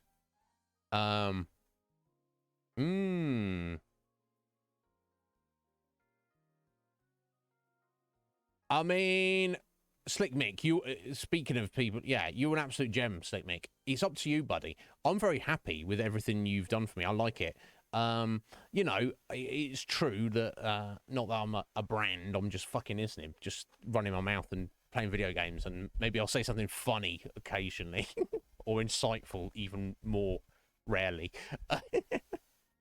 But, yeah, I mean, a lot of streamers do, like, change up their stuff, or some will find, like, a niche, and then, they'll do something. But I just don't want you to put loads of your free time and effort when you might want to do more fun things for yourself. You might want to just, like, hang with your boys or your missus, or I know you've got your vacation coming up in the near future and you're planning stuff and whatnot, but the choice is yours. Snake Mick, it's up to you, buddy, whatever you want to do. But yeah, you message me if you get some ideas. Yes, exactly. Yeah, if I'm your brand, yeah, there, exactly. There you go, Red Mage. He's like, get some pixel art in here. Now I don't know that now Snake Mick does all sorts of wonderful stuff, but I don't think he's specifically doing pixel art. But I mean, if there's any artists, I'm sure want to contribute something. I'm sure Slick Mick can take other people's work and incorporate into stuff. I gave him some bits. My like obviously got my Guido emote, and we just got a picture of Musashi and stuff in the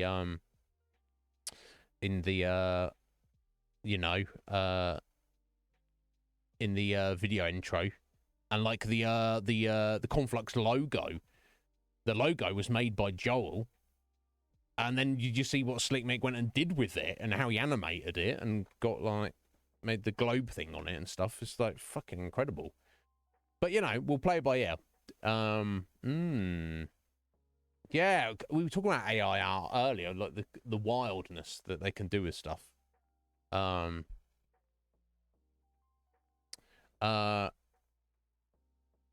Contribute, Scotty. Contribute. Either way, it doesn't matter. Is it a problem? How you doing, Scotsworth? Are you well, buddy? I hope you're good. Yeah, I hope you're having I hope work's going well. You're on your lunch break in a minute.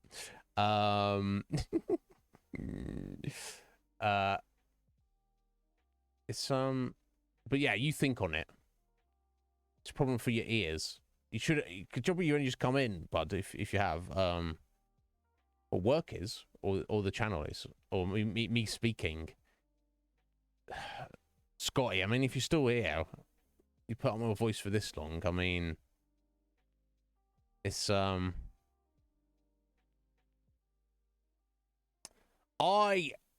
have no idea, Sleep Mick. I don't know, bud. I don't know. I'm just me. We'll discuss it though. We'll sort something out. Again, I certainly don't want you to put in loads of effort, but we shall think on it. But for now, that's what we got. Well, let's have a look at this.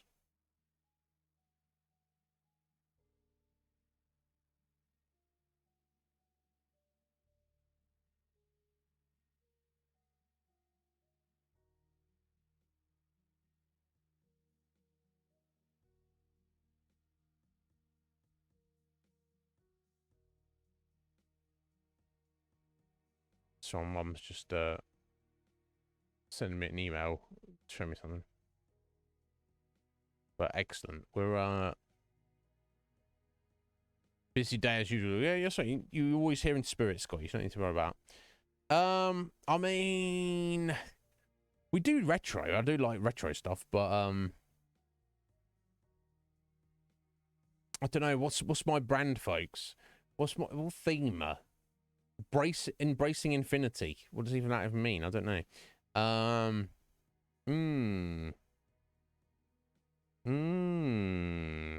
don't know. A theme song. I don't know about that. We'll have to. We'll think on it, Sleep Me. But I appreciate your help, buddy. Don't worry about it at the moment. Yo, Mike. How you doing there, Mike? You well, bro? What's going on? How's life treating you, Mike? How's work? How's Jess? How's Fortnite?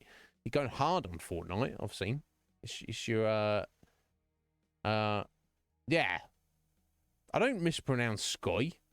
I pronounce Sky exactly as it should be. What? Look at Scotty trying to gaslight me here. You see what I put up here, folks? Oh my God. Anyway, Mass Effect was downright fantastic overall. Yes, in the scheme of things, it wasn't overly long for an RPG. The money and loot systems and equipment systems in the game were, in my opinion, rudimentary at best and not well developed. Also, considering this is a remake version of a 15-year-old game, it still had bugs in it. What the fuck? That's unacceptable. But there was nothing that broke the game, and the overall gameplay was solid. Its strength, of course, in my opinion, was the story and the setting. Incredible world building. Excellent, very well developed ideas. And it feels completely real and believable to me. And the story is very engaging and dramatic. Particularly in the end there. Yeah, I can't really speak to any more highly on it in that regard. I am very intrigued by the thought of playing Mass Effect 2 in the near or far future. I won't have time to play it on my own. Nor would I want to play it on my own. I would want my first playthrough of it to be on the Iznib Show. But it's up to our producers to decide.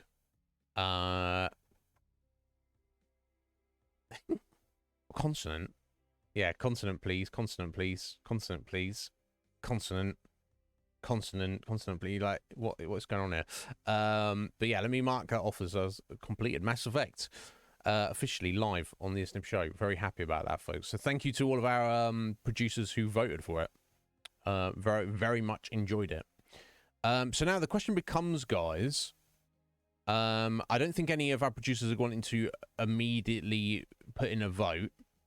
I can tell you this. We had a bunch of votes for to be our next game to be Baldur's Gate 3, which I'm incredibly excited to play that. But it's not actually officially released at the moment. It's going to be released in two weeks and 2 days. So as it's so close, like if I'd been gifted it like a year ago, I might be like, oh, let's just start playing it. It's apparently been in early access for that long. So while I could start playing it right away, I want to play it. I don't want to start playing it until its official release day, assuming it's come around there and it's like at the top of the list. So the question is, guys, should we end stream early today, or shall we just start our next game? That is the question. Yeah, I saw, Mike. Congratulations, buddy. Good on you. Yeah, 3 hours early. That would be next game. Well, unless we get some immediate votes in from our producers, like right now, I can reveal our next game, which I think Squidge, if you've got time, you will be somewhat interested in. No, I don't specifically. I'm just being lazy. All right, okay. So here we go. Let me split these videos up at least. Let me stop recording here.